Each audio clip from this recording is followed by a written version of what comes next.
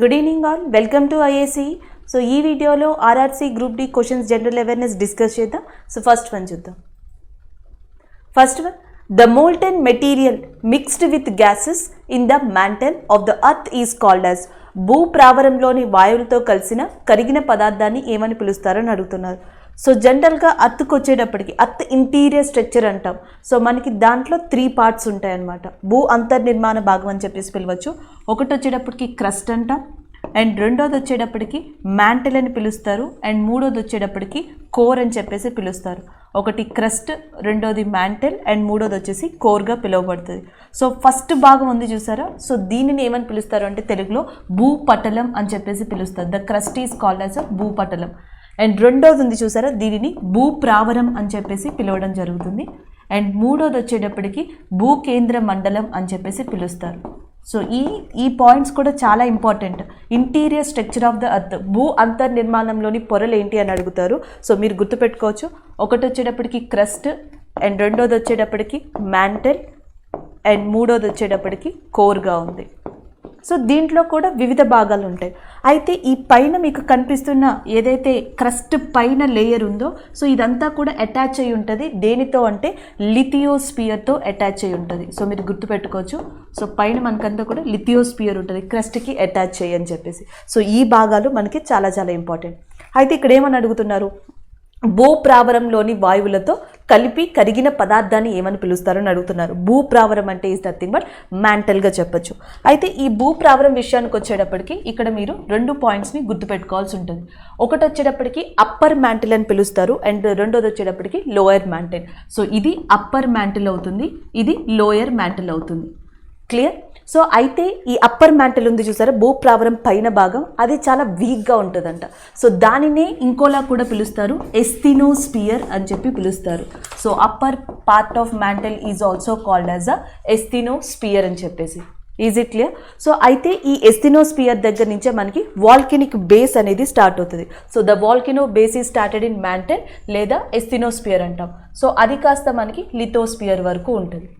అయితే ఇక్కడ ఏమవుతుంది అంటే మనకి మొత్తం కూడా లిక్విడ్ అనేది ఉంటుంది. ఈ మొత్తం మీరు మాగ్మా, లావా అని చెప్పేసి అంటారు కదా, ఇదంతా కూడా మీకు ఇలా లిక్విడ్లా కనిపిస్తూ ఉంటుంది.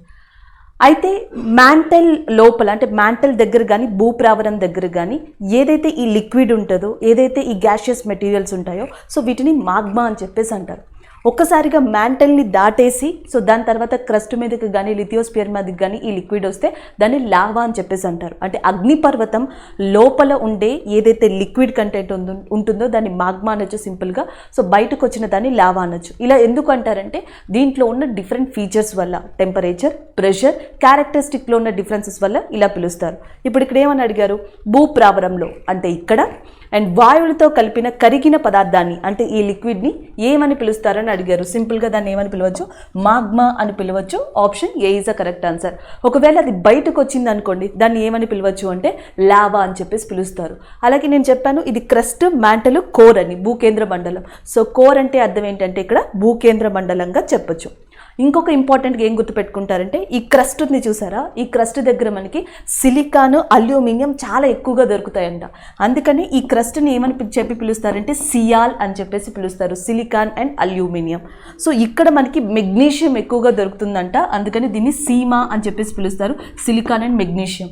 ఈ కింద ఉన్నదాన్ని మనకి నైఫ్ అని చెప్పేసి పిలుస్తారు. So that is nothing but nickel and ఫెరస్గా పిలవచ్చు. Crust is called as a sial, mantle is called as a sima, core is called as a nife. భూపట్లాన్ని ఇలా పిలుస్తారు, భూప్రావరాన్ని ఇలా పిలుస్తారు, భూకేంద్ర మండలాన్ని ఇలా పిలుస్తారు. ఇవి గుర్తుపెట్టుకోవచ్చు. లేయర్స్ గుర్తుపెట్టుకోవచ్చు. వోల్కనిక్లో ఉన్న మీరు లావా, మాగ్మాని గుర్తుపెట్టుకోవచ్చు. అప్పర్ మ్యాంటల్ లేదా పైన భూప్రావరాన్ని ఎస్థినోస్పియర్ అని చెప్పేసి పిలుస్తారు. సో దీన్ని కూడా గుర్తుపెట్టుకోవచ్చు. నెక్స్ట్ వన్ చూద్దాం. సో నెక్స్ట్ చూసేటప్పటికి when did the battle of Plassey takes place. So మనకి బ్యాటిల్ ఆఫ్ ప్లాసీ అనే యుద్ధం ఎప్పుడు జరిగింది అని అడుగుతున్నారు. సో ఇక్కడ 1857 అని ఉంది చూసారా. జనరల్గా దీన్ని ఎలిమినేట్ చేసి మనకు ఆల్రెడీ తెలుసు.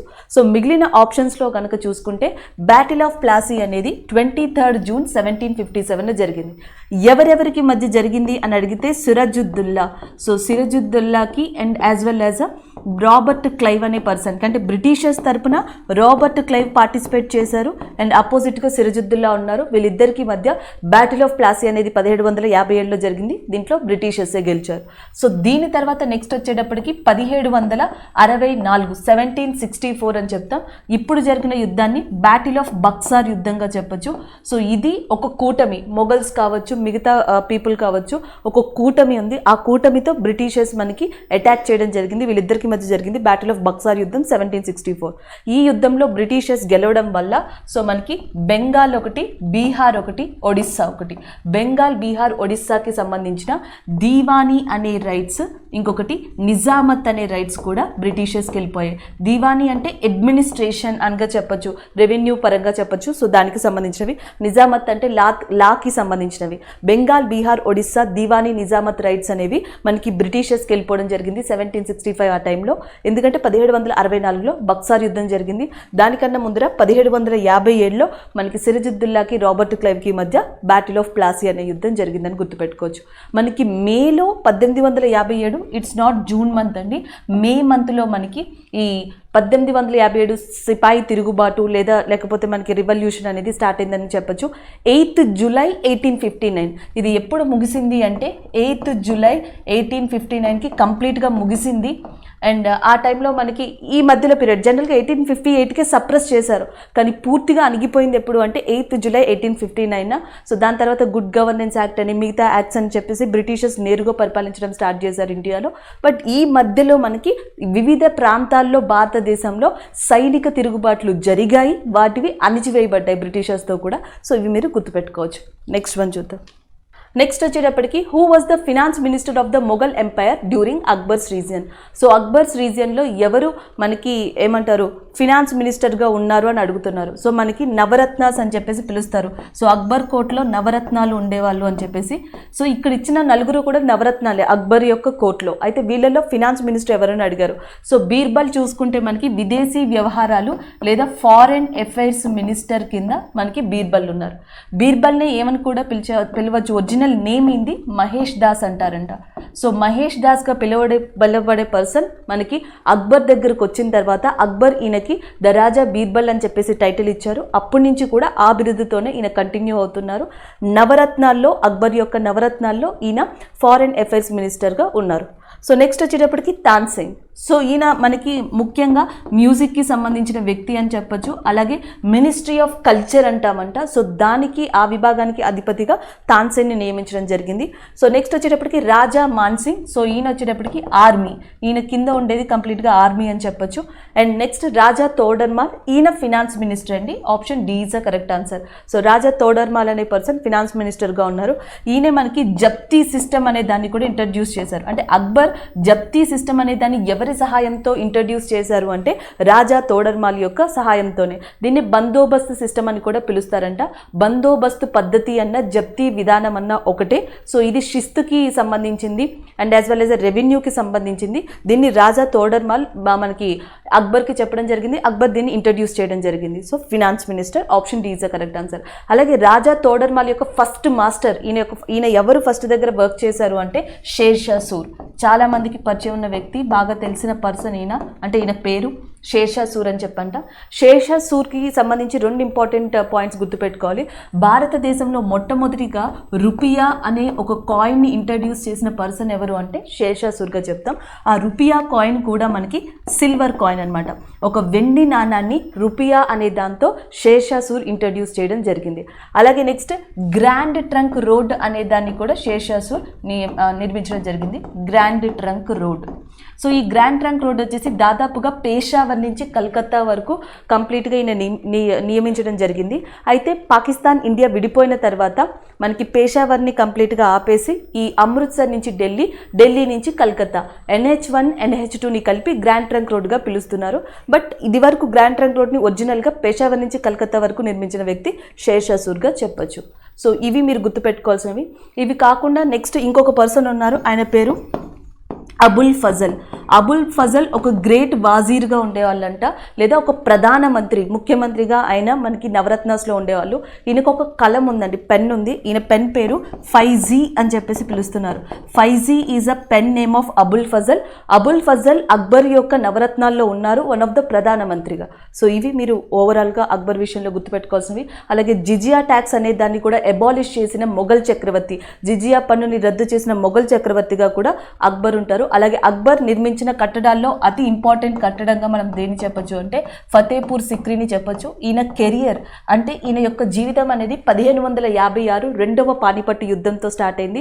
హేమరాజుకి అండ్ అక్బర్కి మధ్య రెండవ పానిపట్టు యుద్ధం జరిగింది. అక్కడి నుంచి అక్బర్ యొక్క ప్రస్థానం స్టార్ట్ అయిందని చెప్పొచ్చు.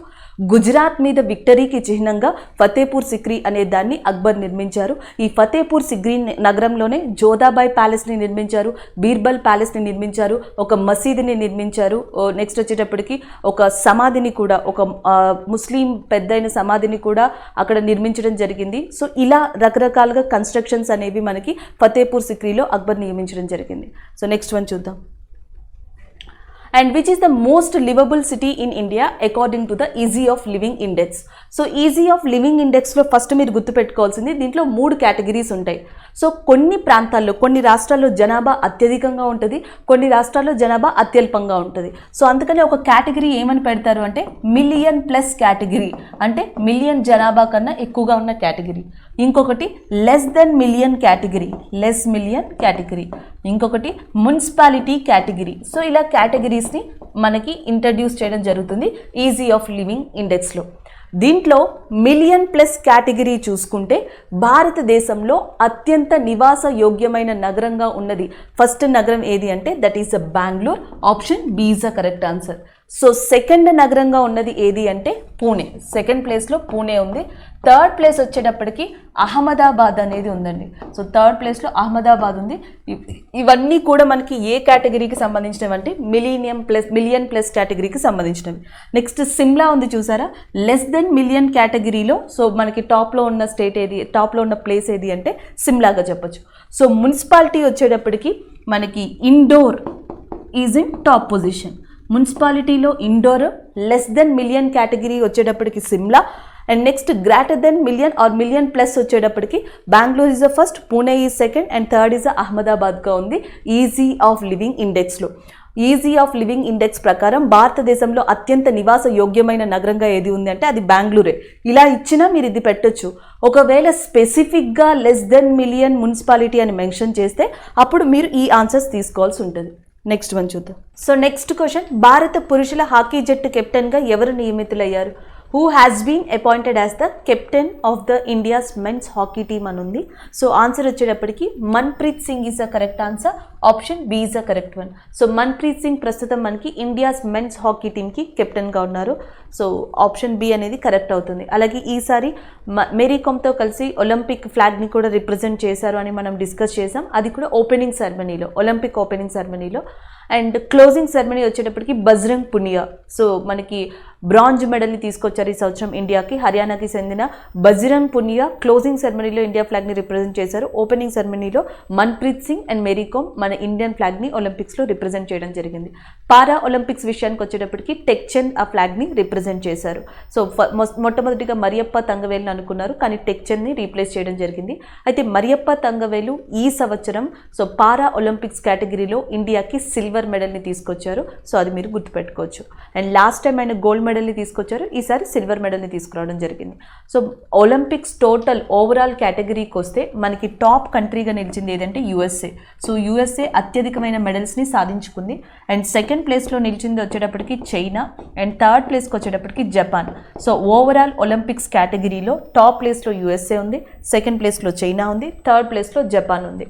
సో ఓవరాల్ మెడల్స్ టాలీ వచ్చేటప్పటికి ఇండియా మనకి ఒలింపిక్స్ కేటగిరీలో 7 మెడల్స్ని గెలుచుకుంది. ఈ 7 మెడల్స్తో ఇండియా యొక్క స్థానం 48th ప్లేస్గా ఉంది, 48వ స్థానంలో నిలిచింది. అదే పారా ఒలింపిక్స్ విషయానికి వస్తే సో పారా ఒలింపిక్స్లో టాప్ కంట్రీగా ఉన్నది చైనా అండ్ సెకండ్ కంట్రీగా ఉన్నది యూఎస్ఏ. సో ఇండియా విషయానికి వచ్చేటప్పటికి 24th ప్లేస్లో నిలిచింది. ఓవరాల్గా 19 మెడల్స్ని సాధించుకుంది. సో 19 మెడల్స్ అనేవి వచ్చాయి. 24th ప్లేస్లో ఉంది ఇండియా పారా ఒలింపిక్స్ కేటగిరీకి సంబంధించి.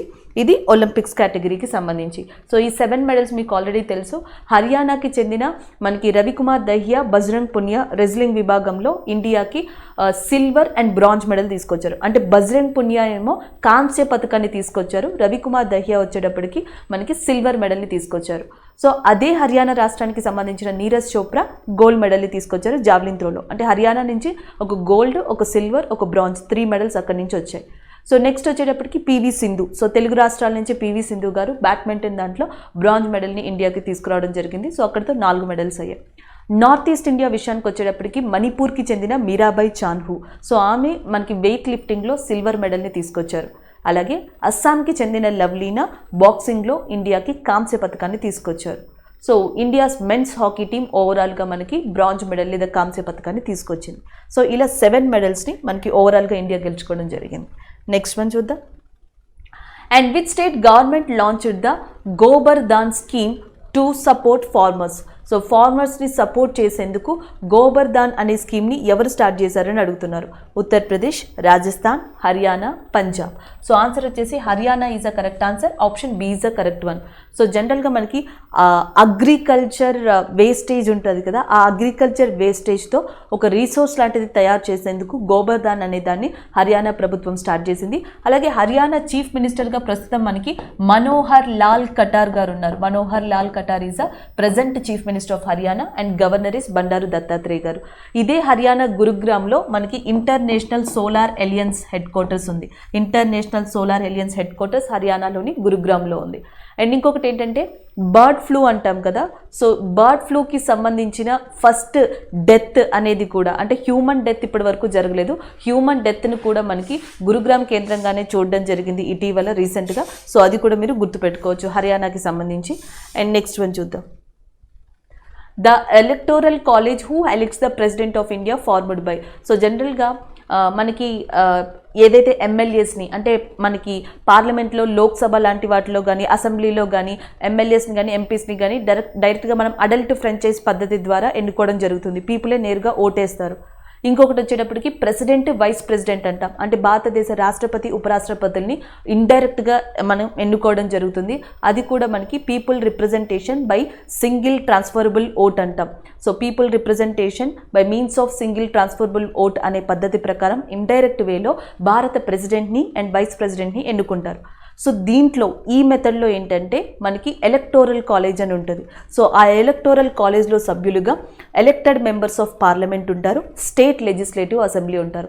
పార్లమెంట్ మెంబర్స్ అని కాకుండా ఎలక్టెడ్ మెంబర్స్ ఆఫ్ పార్లమెంట్ అని ఎందుకు ఇచ్చారు అంటే సో జనరల్గా రాజ్యసభలో 12 మంది సభ్యులని ప్రెసిడెంట్ ఆఫ్ ఇండియా నామినేట్ చేయడం జరుగుతుంది. ఈ 12 మంది సభ్యులు భారత రాష్ట్రపతి ఎలక్షన్స్లో కానీ ఎలక్టోరల్ కాలేజ్లో కానీ సో పాల్గొనడం అనేది జరగదు. అందుకని ఎలక్టెడ్ మెంబర్స్ మనం ఎవరైతే ఎన్నుకుంటామో, ప్రజలు ఎవరైతే నేరుగా ఎన్నుకుంటారో సో వాళ్ళనమాట. అది రాష్ట్రానికి సంబంధించిన స్టేట్ లెజిస్లేటివ్ అసెంబ్లీ పీపుల్ కావచ్చు, లేదా నెక్స్ట్ పార్లమెంట్కి సంబంధించిన ఎలక్టెడ్ మెంబర్స్ కావచ్చు. కాబట్టి ఆన్సర్ ఏమవుతుంది అంటే option D is the correct answer. So electoral కాలేజ్లో ఉంటే elected members of parliament and the state legislative assembly so they are elected president or vice president on the name of people representation by means of single transferable vote గా చెప్పొచ్చు.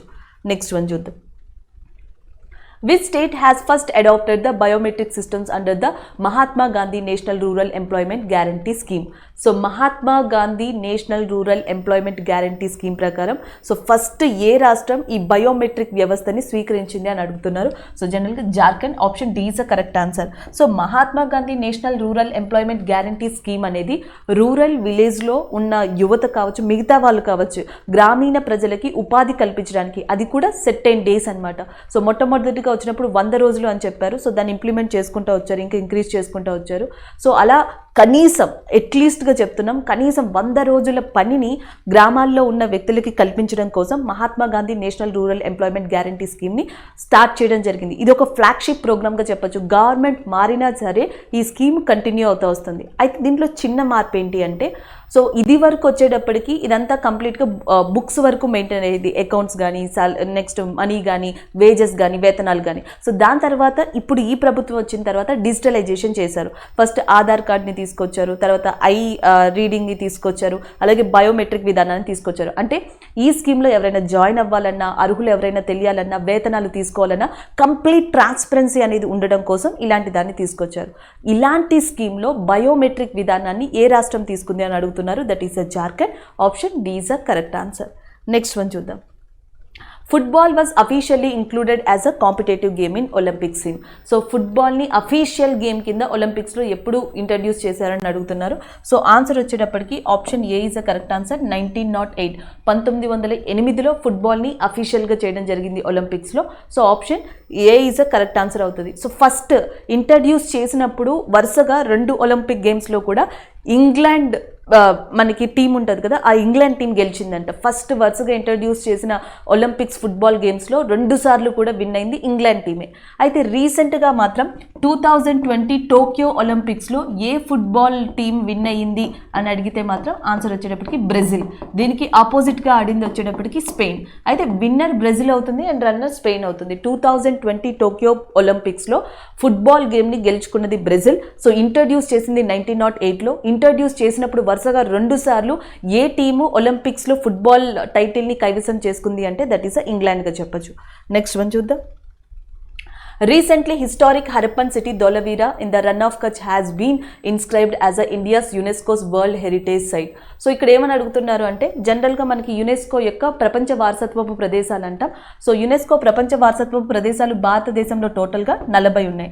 ఇది వరకు 38 ఉన్నాయి. అయితే 39గా Ramappa temple అనే దాన్ని రికగ్నైజ్ చేసింది. So Ramappa temple వచ్చేటప్పటికి మనకి తెలంగాణ వరంగల్ కేంద్రంగా ఉంది, కాకతీయులు నిర్మించారు. 40th దానిగా Dholavira which is located in Gujarat area, దీన్ని రికగ్నైజ్ చేయడం జరిగింది. ధోలవీర యొక్క స్పెషాలిటీ ఏంటంటే ఇండస్ వ్యాలీ సివిలైజేషన్, సింధు నాగరికతకి సంబంధించిన ఒక ఇంపార్టెంట్ స్థలంగా ధోలవీర అని చెప్తారు. ఎందుకంటే ఇది అతిపెద్ద రిజర్వాయర్ సిస్టమ్ కలదంట. అలాగే ఇక్కడ అతిపెద్ద స్టేడియంని కూడా రికగ్నైజ్ చేశారంట. సింధు నాగరికత ప్రాంతం మొత్తంలోనే స్టేడియంని లేదా క్రీడా ప్రాంగణాన్ని రికగ్నైజ్ చేసిన స్థలం ఏది అంటే ధోలవీరాగా చెప్పొచ్చు. అలాగే ఇక్కడే మనకి అతిపెద్ద రిజర్వాయర్ సిస్టమ్ని కూడా రికగ్నైజ్ చేశారు. ఇది ఏ స్టేట్లో ఉందంటే గుజరాత్లో. ఫస్ట్లో అంటే చాలా సంవత్సరాల క్రితమే యునెస్కో ఒక అతిపెద్ద ఐవీసీ సైట్ని ప్రపంచ వారసత్వపు ప్రదేశంగా రికగ్నైజ్ చేసింది. సో దాని పేరు వచ్చేటప్పటికి మొహెంజోదారో. మొహెంజోదారోని ఎన్నో సంవత్సరాల క్రితమే 1980s ఆ టైంలోనే యునెస్కో ప్రపంచ వారసత్వ ప్రదేశంగా రికగ్నైజ్ చేసింది. కాకపోతే మొహెంజోదారో అనేది ఇండియాలో లేదు. Mohenjo-daro is located in Pakistan. అంటే పాకిస్తాన్లో రికగ్నైజ్ చేయబడిన ఐవీసీ సైట్ యునెస్కోతో ఏది అని అడిగితే మొహెంజోదారో. ఇండియాలో ఏ ఐవీసీ సైట్ యునెస్కోతో రికగ్నైజ్ చేయబడింది అని అడిగితే ధోలవీరా ఇన్ గుజరాత్. అదే కాకుండా గుజరాత్లో మనకి చాంపనీర్ అని చెప్పేసి ఇంకొకటి ఉందంట. సో దాన్ని రికగ్నైజ్ చేశారు.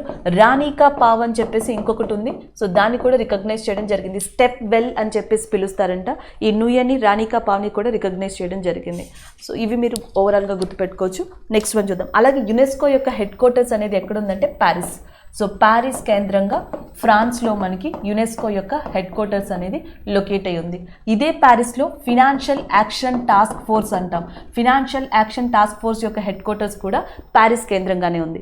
ఈ సంవత్సరం ఫినాన్షియల్ యాక్షన్ టాస్క్ ఫోర్స్లో ఉన్న కంట్రీస్ ఏవి అంటే ఒకటి పాకిస్తాన్ ఉంది, రెండోది వచ్చేటప్పటికి ఫిలిప్పైన్స్ ఉంది. సో జనరల్గా మనకి ఫినాన్షియల్ యాక్షన్ టాస్క్ ఫోర్స్లో గ్రే లిస్ట్, బ్లాక్ లిస్ట్ అని ఉంటాయి. సో ఈ గ్రే లిస్ట్లో ఈ సంవత్సరం ఉన్న కంట్రీలు ఏవి అంటే పాకిస్తాన్ అండ్ ఫిలిప్పైన్స్గా గుర్తుపెట్టుకోండి. అలాగే ఇంకొక విషయం వచ్చేటప్పటికి పాకిస్తాన్కి సంబంధించి కషిఫ్ అనే పర్సన్ని మీరు గుర్తుపెట్టుకోవాల్సి ఉంటుంది. కషిఫ్. సో ఈ కషిఫ్ అనే పర్సన్ 19 సంవత్సరాలంటే ఈయనకి.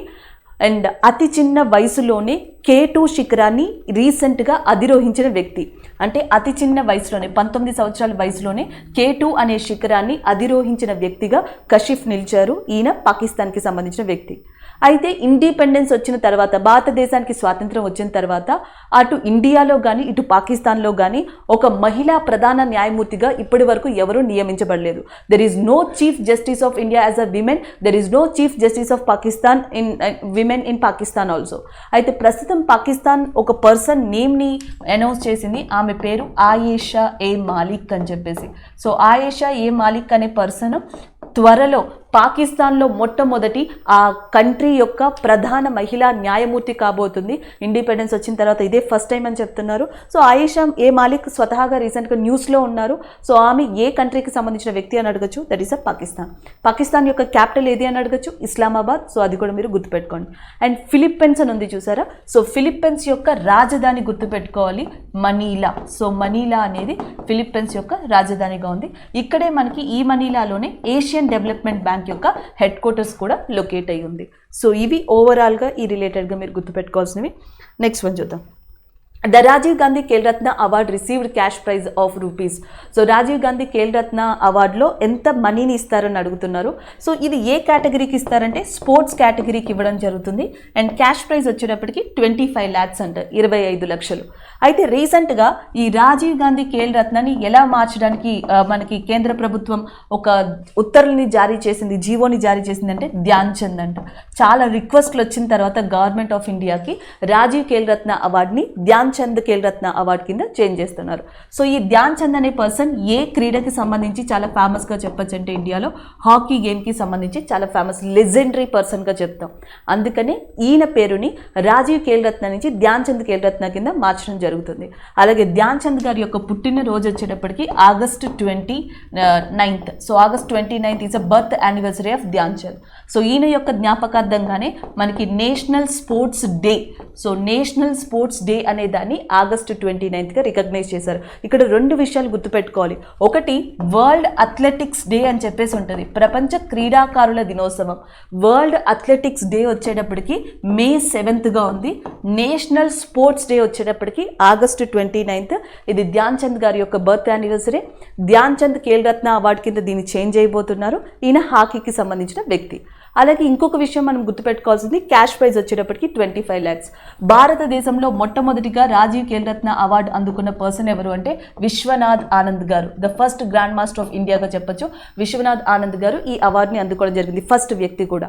అలాగే నెక్స్ట్ వచ్చేటప్పటికి ఇప్పటికీ టోటల్గా ఇండియాలో ఉన్న గ్రాండ్ మాస్టర్స్ ఎంతమంది అంటే 69 గ్రాండ్ మాస్టర్స్గా మీరు గుర్తుపెట్టుకోవచ్చు. సో 69th గ్రాండ్ మాస్టర్ రీసెంట్గా ఎవరు అంటే హర్షిత్ రాజా.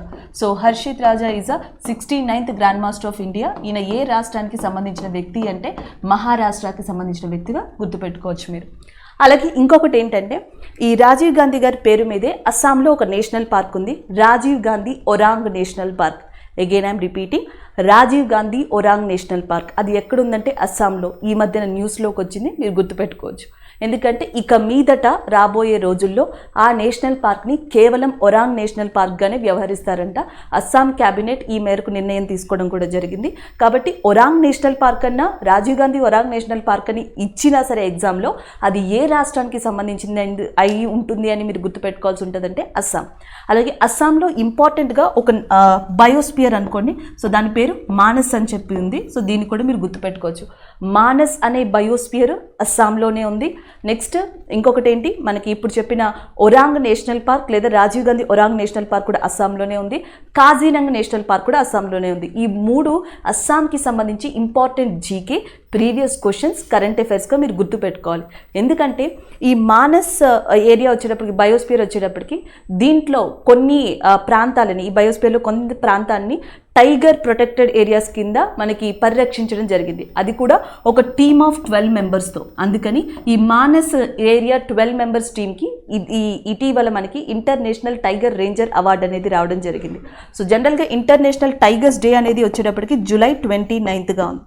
July 29th ప్రపంచ పులుల పరిరక్షణ దినోత్సవం. ఆ డేని అనుసరించుకొని ఇండివిజువల్గా గ్రూప్స్గా మనకి కొన్ని అవార్డ్స్ ఇచ్చారు, రేంజర్ అవార్డ్స్. ఇండియాలో 2 వ్యక్తులకి ఇండివిజువల్గా అవార్డ్స్ వచ్చాయి, ఒక టీమ్కి ఒక అవార్డు రావడం జరిగింది. ఇంటర్నేషనల్ టైగర్స్ డే సందర్భంగా ఇంటర్నేషనల్ రేంజర్ అవార్డు టీమ్ దేనికి వచ్చిందంటే మానస్ 12 మెంబర్స్ టీమ్. ఇది అస్సాంలో ఉంది. సో ఇలా మీరు గుర్తుపెట్టుకోవచ్చు. నెక్స్ట్ వన్ చూద్దాం. నెక్స్ట్ వచ్చేటప్పటికి a table, a chair, a bowl, a fruit and a violin. What else does a man need to be happy and was said by. So ఇది ఒక కొటేషన్ అండి. జనరల్గా ఒక టేబుల్, కుర్చీ, పండ్ల గిన్నె మరియు వయోలిన్, మనిషి సంతోషంగా ఉండడానికి ఇంకేం కావాలి అని ఎవరు చెప్పారని అడుగుతున్నారు. సో స్వతహాగా ఇక్కడ మనకి న్యూటన్ ఉన్నారు. న్యూటన్ కంప్లీట్గా సైన్స్ లేదా దాని ఓరియంటెడ్కి సంబంధించిన వ్యక్తి. సో న్యూటన్ మనకి Newton's first law, second law, third law, Newton's law of cooling, లేకపోతే లా ఆఫ్ గ్రావిటేషన్ లాంటివి ఇచ్చారు. మీకు ఆల్రెడీ లా ఆఫ్ గ్రావిటేషన్ గుర్తుండే ఉంటుంది. G=m1m2/r² అనే వాటితో మనకి లా ఆఫ్ గ్రావిటేషన్ని నిర్వహించవచ్చు.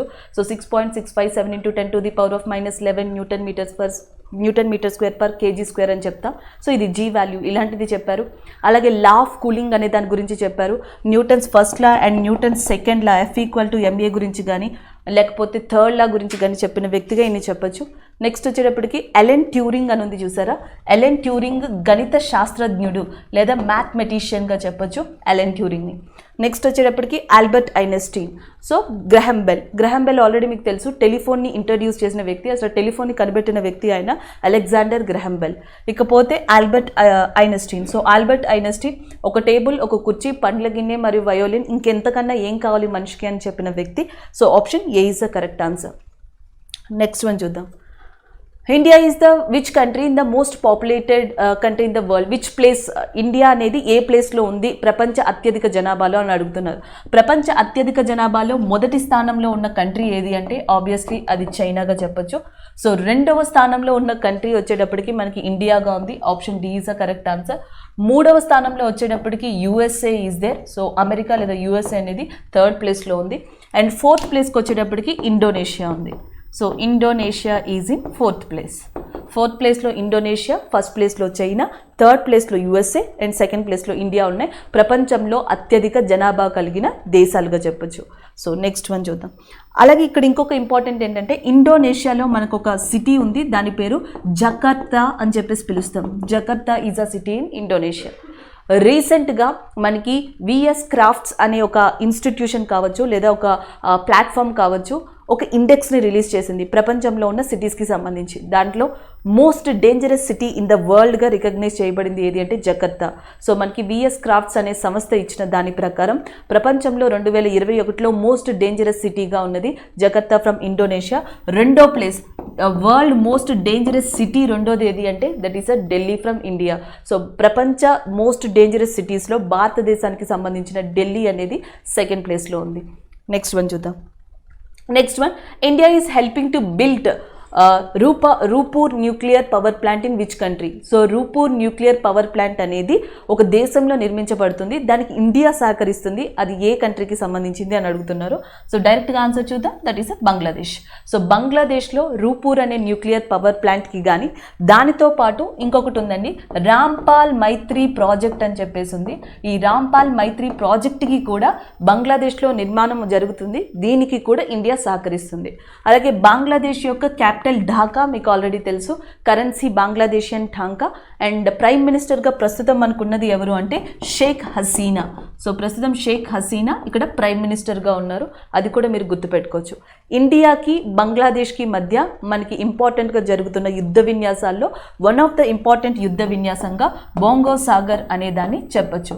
అలాగే బంగ్లాదేశ్ కోసం, బంగ్లాదేశ్ లిబరేషన్ కోసం ఇండియా పాకిస్తాన్ ఎప్పుడు యుద్ధం చేసుకున్నాయంటే 1971 1971లోనే బంగ్లాదేశ్ లిబరేషన్ అనేది జరిగింది. సో దానికోసం ఇండో పాకిస్తాన్ వార్ అనేది కూడా జరిగింది. సో బంగ్లాదేశ్కి స్వతంత్రం వచ్చింది 1971లో. అలాగే బంగ్లాదేశ్ యొక్క పితామహుడిగా ఎవరిని పిలుస్తారు అంటే షేక్ ముజీబర్ రెహమాన్ అని చెప్పేసి ఉన్నారు. So Sheikh Mujibur Rahman is called as a father of బంగ్లాదేశ్గా కూడా చెప్పచ్చు. ఇంకా ఆఫ్ఘనిస్తాన్ విషయానికి వచ్చేటప్పటికి ఆఫ్ఘనిస్తాన్ యొక్క క్యాపిటల్ కాబూల్. సో దీన్ని మీరు గుర్తుపెట్టుకోండి, ఇది చాలా చాలా ఇంపార్టెంట్. దీని తర్వాత మీరు Ashraf Ghani, the former president of that ఆఫ్ఘనిస్తాన్గా అష్రఫ్ గనీని గుర్తుపెట్టుకోవచ్చు. సో నెక్స్ట్ ప్రస్తుతం తాలిబాన్ గవర్నమెంట్ ఉంది అక్కడ. తాలిబాన్ ఇటీవల ఆఫ్ఘనిస్తాన్లో నూతన ప్రైమ్ మినిస్టర్గా మనకి ములా మొహమ్మద్ అనే పర్సన్ని అపాయింట్ చేయడం జరిగింది.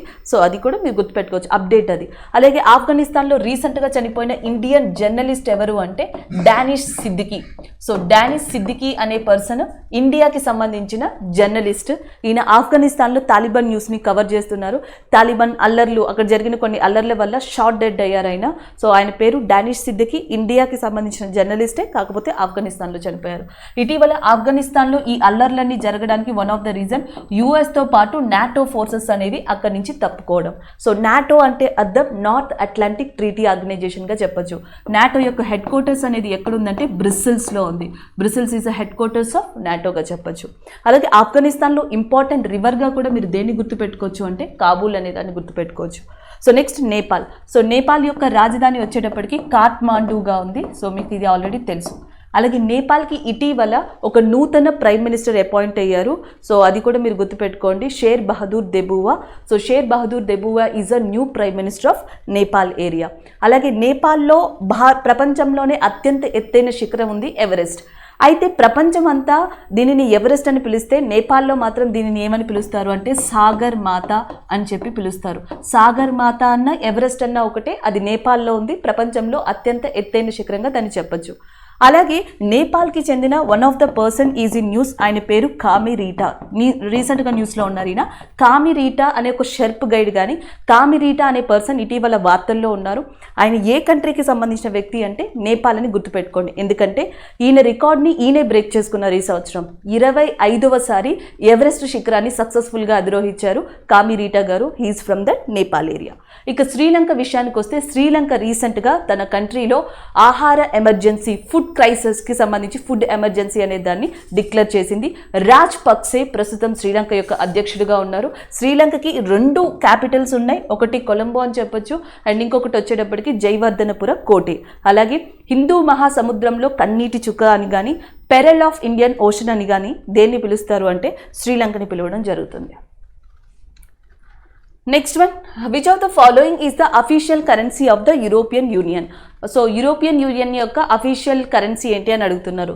ఫస్ట్లో ఎన్ అని ఉంది కదా. సో ఎన్ అనేది దేనికి సంబంధించింది అంటే జపాన్కి సంబంధించింది. డాలర్ అనేది మీకు ఆల్రెడీ తెలుసు, యుఎస్ఏకి సంబంధించింది. పౌండ్ అనేది చాలా కంట్రీస్ వాడుతున్నాయి. ది బెస్ట్ ఎగ్జాంపుల్గా యూకేని చెప్పొచ్చు. సో యూరోపియన్ యూనియన్కి సంబంధించిన దానిగా యూరోని చెప్పొచ్చు. సో ఇది నెక్స్ట్ వచ్చేటప్పటికి మనకి బంగ్లాదేశ్, నేను ఆల్రెడీ చెప్పాను టాంకా అనేది యూజ్ చేస్తుంది అని చెప్పేసి. అలాగే ఇజ్రాయెల్ వచ్చేటప్పటికి, ఇజ్రాయెల్ లాంటి కంట్రీస్ వచ్చేటప్పటికి కరెన్సీగా షేకెల్ అనే కరెన్సీని యూజ్ చేస్తున్నాయి. అలాగే నెక్స్ట్ సౌత్ కొరియా లాంటి కంట్రీస్ వచ్చేటప్పటికి కరెన్సీగా ఓన్ అనే దాన్ని యూజ్ చేయడం జరుగుతుంది. సో ఇలా మీరు గుర్తుపెట్టుకోవచ్చు. అలాగే ఏ కంట్రీ ఇటీవల క్రిప్టో కరెన్సీ అయిన బిట్ కాయిన్ అనే దాన్ని లీగలైజ్ చేసుకుంది తన కంట్రీలో అని అడిగితే దాని పేరు ఎల్ సెల్విడార్ కింద మీరు గుర్తుపెట్టుకోవచ్చు. ఎల్ సెల్విడార్ అనే కంట్రీ బిట్ కాయిన్ని తమ కంట్రీలో లీగలైజ్ చేసింది. దీని యొక్క క్యాపిటల్ వచ్చేటప్పటికి శాన్ సెల్విడార్ కింద ఉంది. అలాగే నెక్స్ట్ క్రిప్టో కరెన్సీలోనే మనకి లిబ్రా అని చెప్పేసి ఇంకొక కరెన్సీ ఉంది. లిబ్రా కరెన్సీని ఇక మీదట మేము ఇష్యూ చేస్తాము అని చెప్పేసి ఫేస్బుక్ అనౌన్స్ చేసింది. ఇది అనౌన్స్ చేసిన కొద్ది రోజులకే లిబ్రా కాదు, దాని ప్లేస్లో ధీమ్ అనే ఇంకొక క్రిప్టో కరెన్సీని మేము అనౌన్స్ చేశాము అని చెప్పేసి రీసెంట్గా ఫేస్బుక్ చెప్పడం జరిగింది.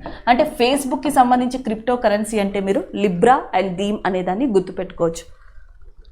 Next one, India is celebrated it's constitution day అని అడుగుతున్నారు. ఆప్షన్లో జాన్ 26 ఉంది, ఆల్రెడీ మీకు తెలుసు అది రిపబ్లిక్ డే అని చెప్పేసి.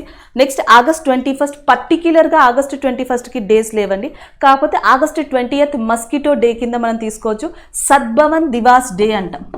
సద్భవన్ దివాస్ డే ఇది రాజీవ్ గాంధీ గారికి సంబంధించి. సద్భవన్ దివాస్ డే అనేది ఎప్పుడు అంటే ఆగస్టు 20గా మీరు దీన్ని తీసుకోవచ్చు. ఇదే రోజు మస్కిటో డే, సో దోమలకి సంబంధించింది కూడా ఆగస్టు 20నే ఉంది. సో నెక్స్ట్ వచ్చేటప్పటికి డిసెంబర్ 15 పర్టికులర్గా ఏం లేదు, కానీ డిసెంబర్ 16 వచ్చేటప్పటికి విజయ్ దివాస్ డే అనేది ఉంది. డిసెంబర్ 16 అనేది మనకి విజయ దివాస్ డే అనే దాన్ని రికగ్నైజ్ చేశారు. అలాగే నవంబర్ 26 వచ్చేటప్పటికి కాన్స్టిట్యూషనల్ డేగా చెప్పొచ్చు. Option B is the correct answer. ఎందుకంటే ఇండియన్ కాన్స్టిట్యూషన్ అసెంబ్లీ అనేది భారత రాజ్యాంగాన్ని రాయడానికి 1946లో సమావేశమైంది. సో అప్పటి నుంచి అది స్టార్ట్ చేస్తే ఆల్మోస్ట్ 1949 నవంబర్ 26కి కంప్లీట్ అయింది.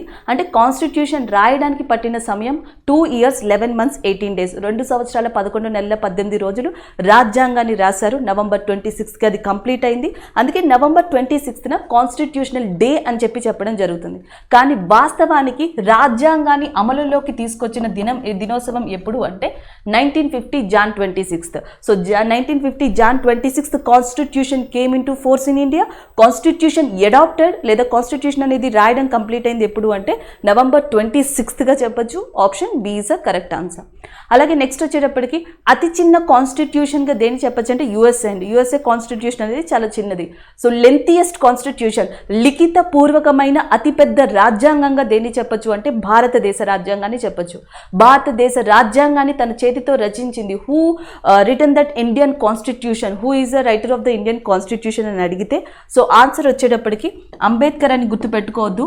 రాజ్యాంగాన్ని రచించింది మాత్రం Prem Behari Narain Raizada. Again I'm repeating, Prem Behari Narain Raizada అనే పర్సన్ సో దీన్ని రచించడం జరిగింది. అలాగే కాన్స్టిట్యూషన్ని చక్కగా ప్రతి పేజ్ని కూడా మనకి డిజైన్ చేసిన పర్సన్ ఎవరు అంటే నందాలాల్ బోస్. సో నందాలాల్ బోస్ గారు డిజైన్ చేశారు అండ్ ప్రేమ్ బిహారీ నారాయణ్ రాయ్జాద్ గారు రాయడం జరిగింది. 2 years 11 months 18 days అనేది పట్టింది. ఒరిజినల్ కాన్స్టిట్యూషన్లో మనకి 395 ఆర్టికల్స్, 22 పార్ట్స్, 8 షెడ్యూల్స్ అనేవి మెన్షన్ చేయబడ్డాయి. దాని తర్వాత ఆ 22 పార్ట్స్ని 25 పార్ట్స్ కింద, 8 షెడ్యూల్స్ని 12 షెడ్యూల్స్ కింద చేయడం జరిగింది. అలాగే కాన్స్టిట్యూషన్ రాయడానికి మేజర్ కమిటీస్ అనేవి ఏర్పడ్డాయి. టోటల్గా ఎన్ని మేజర్ కమిటీస్ ఏర్పడ్డాయి అంటే 22 మేజర్ కమిటీస్ ఏర్పడ్డాయి. దీంట్లో వన్ ఆఫ్ ద ఇంపార్టెంట్ కమిటీగా మనం దేన్ని చెప్తాము అంటే డ్రాఫ్టింగ్ కమిటీ. సో ఈ డ్రాఫ్టింగ్ కమిటీకి అధ్యక్షుడిగా ఉన్నది doctor BR Ambedkar. So doctor BR Ambedkar రాజ్యాంగానికి ఆత్మ వంటిది అని ఏ ఆర్టికల్ని పిలిచారంటే ఆర్టికల్ 32. సో ఆర్టికల్ 32ని రాజ్యాంగానికి ఆత్మ వంటిది అని చెప్పింది doctor BR Ambedkar garu. Next one చూద్దాం. Next one, who has been nominated as a Cinare literary award for the year 2021. So 2021కి గాను సినారే లిటరరీ అవార్డు అనేది ఎవరు పొందారో అని అడుగుతున్నారు. ఇది కరెంట్ అఫైర్ అండి.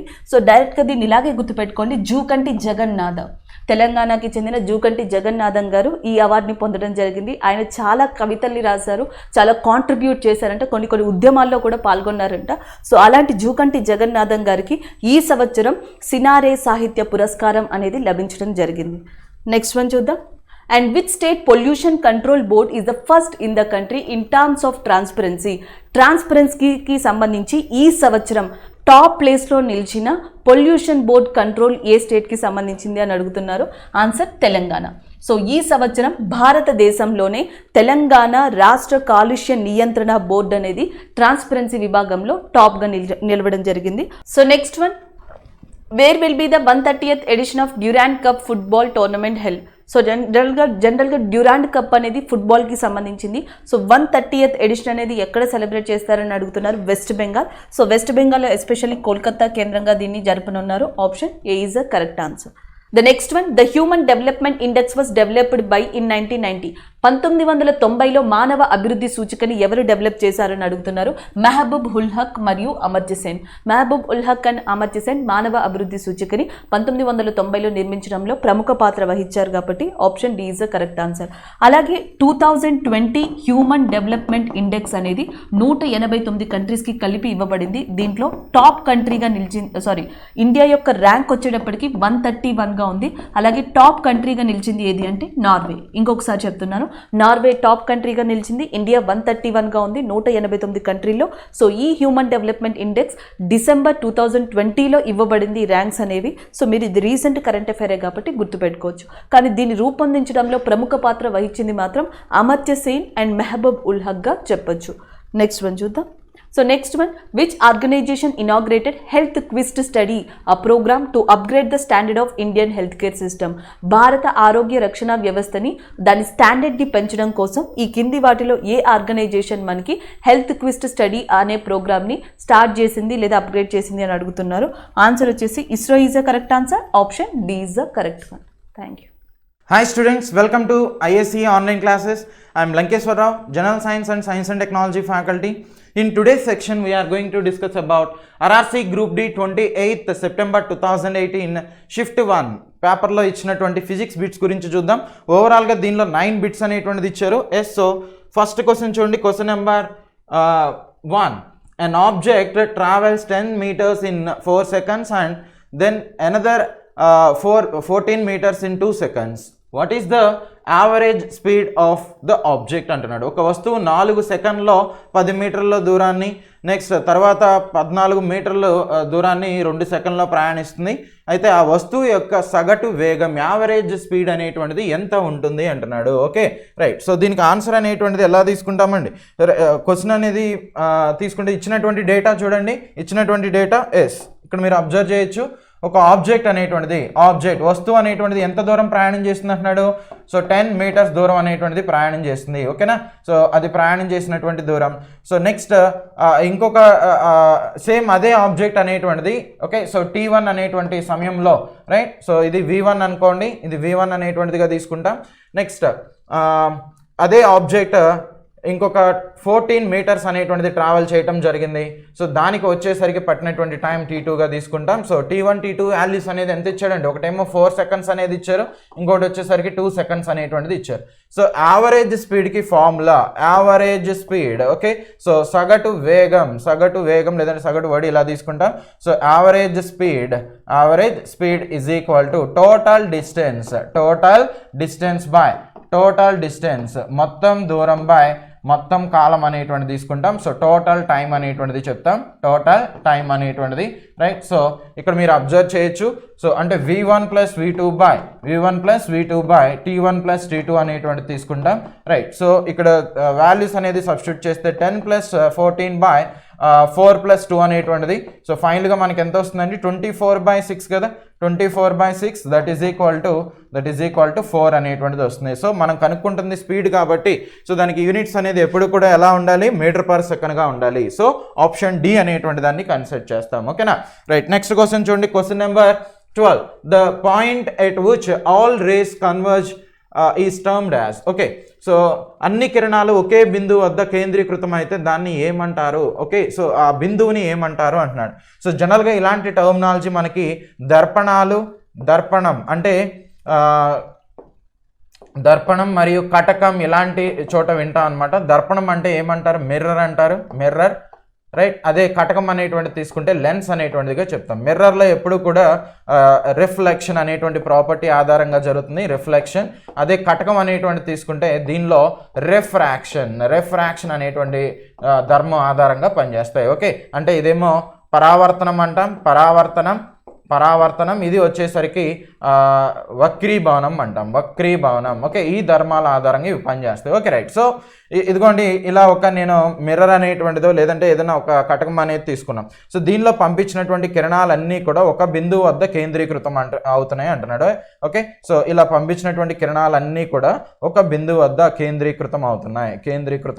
ఓకే, ఆ బిందువుని ఏమంటారు అంటే నాభి అనేటువంటిదిగా.